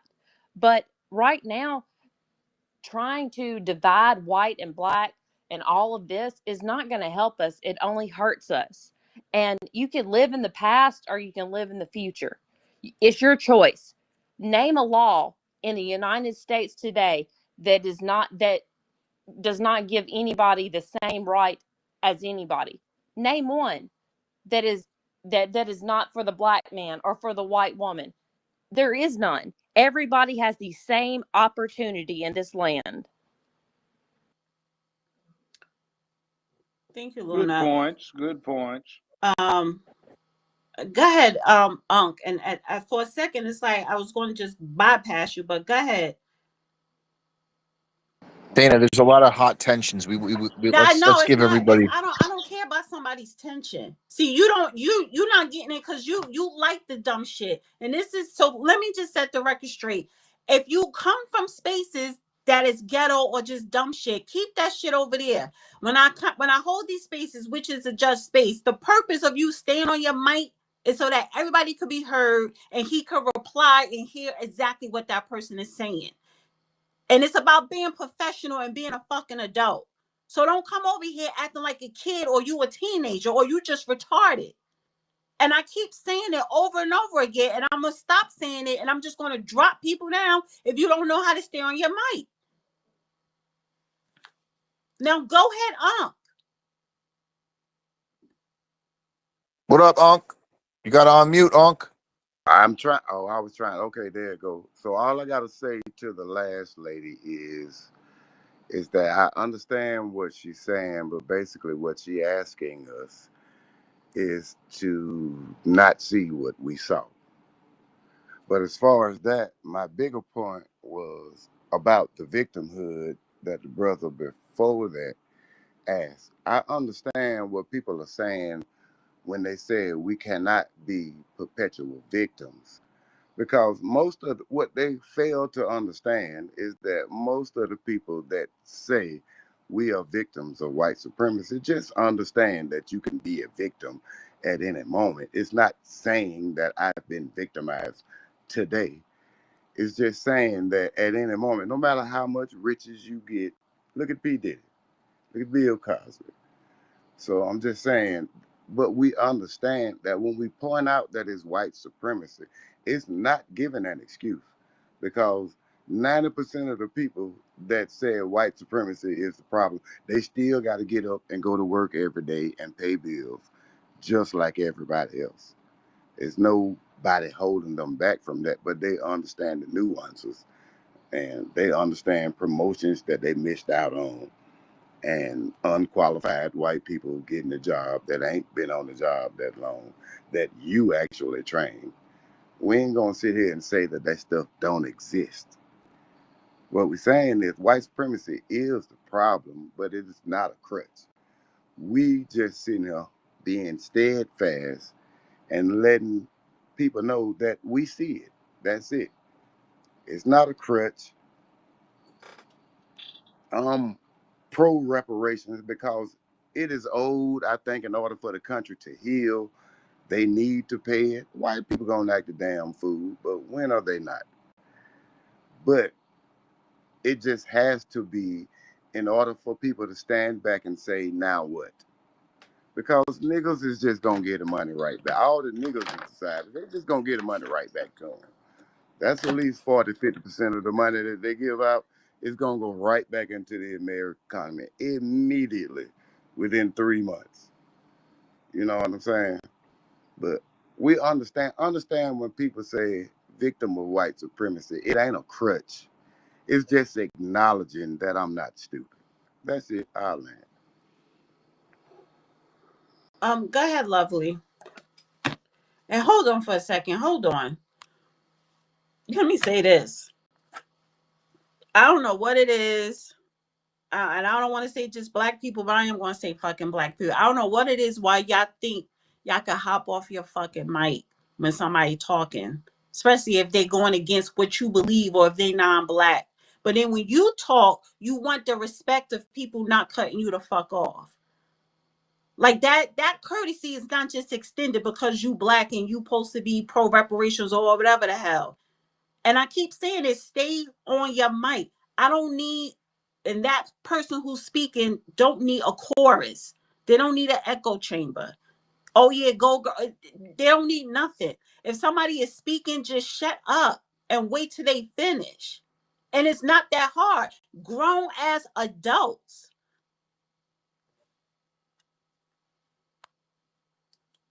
That's why Well, we can't no, have nothing sister. nice, Dana. No, nigga, I'm talking about you too. Because, and I'm being dead ass serious. You like to troll, and I get it. But this ain't the space for you to troll. You could troll on Sunday when we do the space, not on Tuesday. And I don't think you're comprehending that. Because you've been saying some stuff throughout the night, some slick, silly shit, just silly stuff. And I kind of let it slide. But this is not the space for immature, silly, ignorant, rude ass individuals. Who we talking about now? Nigga, I'm talking about you. And I'm talking about people I that do only what said you do and something get off your once. fucking mic when somebody is talking. So since you want to play like you don't know and you want to play fucking stupid, I'm talking about you and people like you. Lovely, I put you up. What happened? Let me bring you back up. And Professor. We got Lovely and Professor Black, and then we want to shut this down. Go ahead, Lovely.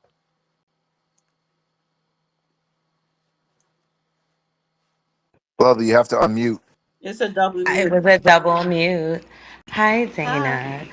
Hi, Judge. Hi, Peter. Hey, lovely. Hello there. How are you? Peter. Uh, my question to you, Peter. Did you hear that the young man who was found lynched had broken limbs and bruises on his body? That was incorrect. That wasn't actually what happened, and he wasn't lynched. He committed suicide. Okay, so when black people are found on trees, what do you call that? I'm speaking about this specific case. I know that you're I trying. I asked. Can you answer my question? I'm answering your question, No, and, he's and talking I about the understand. case. Since you don't think that was a lynch. I understand it's not to your liking, my answers, but you're not going to browbeat me into giving an answer that you want. I'm going to speak to reality and the facts that are on the ground. I'm going to unmute you. Please try not to talk over me. Here we go. All right, first,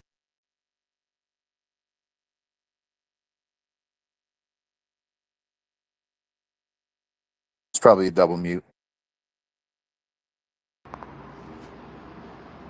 the victim shit, because I asked you a question, and as you were answering it, I immediately realized you were not answering my question. So, what I was saying was, since you do not deem that to be a lynching, my question is, when you see black people swinging from trees like strange fruit, what do you call that? Don't, since you do not deem his situation a lynching, don't even talk about that. I just want to know what you think that is. If I see a black person swinging from a tree, I think that that's a hanging. All right, If I I'm go out. back to racist America, but back in the day, and it was done by the KKK or other reprobate pieces of shit that are garbage that should be burning in hell, then yes, it was a lynching. If that's where you want me to go, but this was not a lynching. This was a suicide. It was investigated by multiple authorities as to such on the school grounds. I understand that you're in your feelings. I'm dealing with facts. Thank you. She left out. I don't know what that was about. I don't know if that came from another space, but they just held a press conference today, and the attorney said they did not even have an autopsy. So the investigation is still ongoing, and they cannot rule it a suicide because they didn't have a proper investigation. So it's a lot of holes in that, and that's what I had got so far as the latest update. So yeah, um, Sounds like some old clients of mine who were covering up a murder or a hit. Yeah, no, right. So Anyway, I don't think it was a suicide, but at the same time, that the due diligence of investigating it was not done properly, and it was a white man who was also hanged, I believe, in the same city recently this week. That just hit the news, and now the authorities are investigating it as foul play. So when it's a white person, it's foul play. When it's a black person saying suicide, which is why the lawyer is saying no, you're going to reinvestigate the black man who was hanging from the tree because the autopsy and none of that stuff was done properly. So that is an ongoing open investigation. You cannot say it is a fact that it was a suicide because that has not been determined as such. That's fair. As long if they're saying that it's not determined yet, then that's fair. But what I read, they said it was a suicide, as well as the last speaker who came up was adamant about it being a suicide. But hey, I'll reserve judgment. I'll correct myself. I'll reserve We it. don't know what it was, and that's what I'm saying is the investigation is still ongoing. So go ahead, Professor Black. Go ahead, Professor Black. You got to unmute. Yes, yes. Thank you, Dana. Good to see you again, sister. I know it's been a minute since I've been up Yeah, how are you? in the space. I'm all right. How you doing? Good. That's good. And as usual, y'all, Dana is the boss up in this space now. Well, I'm I just a love to hear when she facilitator. be I'm not talking. the boss. she's being indulged. I'm being Yeah, I'm nice. just a Yeah, facilitator, yeah. not the boss, but just trying to Hey, regulate look, it. you do you regulate it. I hear you, baby. I hear you. But look, y'all, here's what I'm gonna say. What Dana said is very true. We don't know what this is. Uh, I heard the two last speakers automatically say suicide, and I just don't think that's fair. That's why I had to come up here, y'all, because you cannot just come up in these spaces and just say, "Oh, yeah, this is a suicide." And I'm gonna tell you why I say this. Regardless of race, we can't just say something without proper investigation, and there was not a proper investigation done on this, especially when you see a white guy was swinging from a tree and they automatically say they suspected foul play with that guy. But then when it comes to the black guy, always a suicide. So what you're doing, or what it sounds like to Black America, is that you're trying to cover up. Okay. So I want you as white people to understand where we coming from. See, y'all don't seem to want to understand our feelings of what we have gone through in this country. And the reason why we believe this to be possibly somebody lynched this young man, because we know the history of what has been done to us in this country. I want white America to stop trying to tell us what you think something is, and just listen to us, what we know it to be. Because most of the time when you see something like that where somebody's swinging from a tree, that's a lynching. A black man or black woman cannot hang themselves like that, for real. They're not going to usually go up there to a tree to hang themselves. That's not something we do because of that history. See, I want y'all to understand it. Because of that history, we would not go to a tree to hang ourselves. Black people, Why not? if black people Why commit not? suicide, it's going to be, well, possibly by the gun, or maybe take some pills. The tree, the reason why that stands out in our mind, because that's a history of lynchings by the KKK and by white mob violence against us. So we won't go to a tree. Now, I hope that, Covers the suicide so your insurance policy will pay off to your relatives. and that's the thing, y'all. We are usually not going to do that. Now, look, I understand. Well, we will. I've I mean, looked. no. I'm I saying have. we will commit suicide. I have known us to commit suicide. Yes. I don't know many of our people that go and like to hang themselves from trees, though.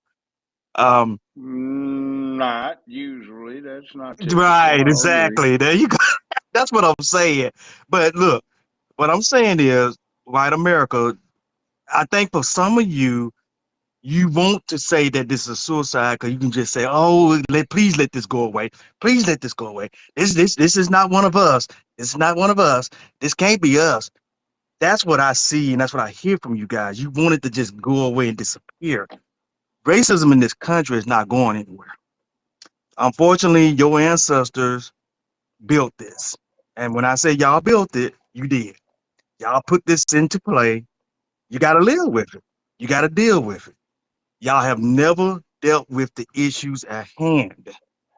And that's the problem here. And we, as Black Americans, we have turned the other cheek. We have tried to work with you all. We have tried to do all we can to have peace with you all. But we know too that there's some stuff going on in the background where there's some racist supremacy white people that just don't want us to be here. Let's just keep it 100. They don't want us here. They want us out of this country because they feel threatened by the blackness. They feel threatened by the fact that we have a stake in the land, because we are the one group that is a non-immigrant group, which means we have the biggest stake in America out of all of these groups. And that's what I wanted to say. Dana spoke truth up there. And so we should listen to what she just said, because she was 100 right there. We don't know what it is. We cannot claim this as suicide. And I just want to land right there. Thank you, Dana. Thank you, Judge. And thank you, Peter. Appreciate you, Thank Professor. All right, so that's a wrap. Before the judge closes us out, you want to say anything, Peter? I'd like to say this was a really good space, and I wanted to lead out with a prayer, but in the interest of time, I know you're tired, Don't play so with I me, think Peter. Don't. what? First of all, Uh, you don't even pray like that. So come on, come on. how do you? I always I Cause do in you fact don't. pray. You don't. What are you? Are you Catholic? Cause you damn sure ain't Baptist. I am Catholic, as a matter of Yeah, fact. exactly. So you go take your ass to the what you call it, to the father of the church, The and priest. I go to and confession. yeah, you I go to confess my sin. the priest, and go to confession. So you don't know nothing about. What's the Hail Mary prayer? Say it. Hail Mary, full of grace, the Lord is with thee. Blessed art thou among women, and blessed is the fruit of thy womb, Jesus. Holy Mary, Mother of God, pray for us sinners now and at the hour of our death. Amen. Oh, okay. And that's probably the And only prayer that's you enough. know.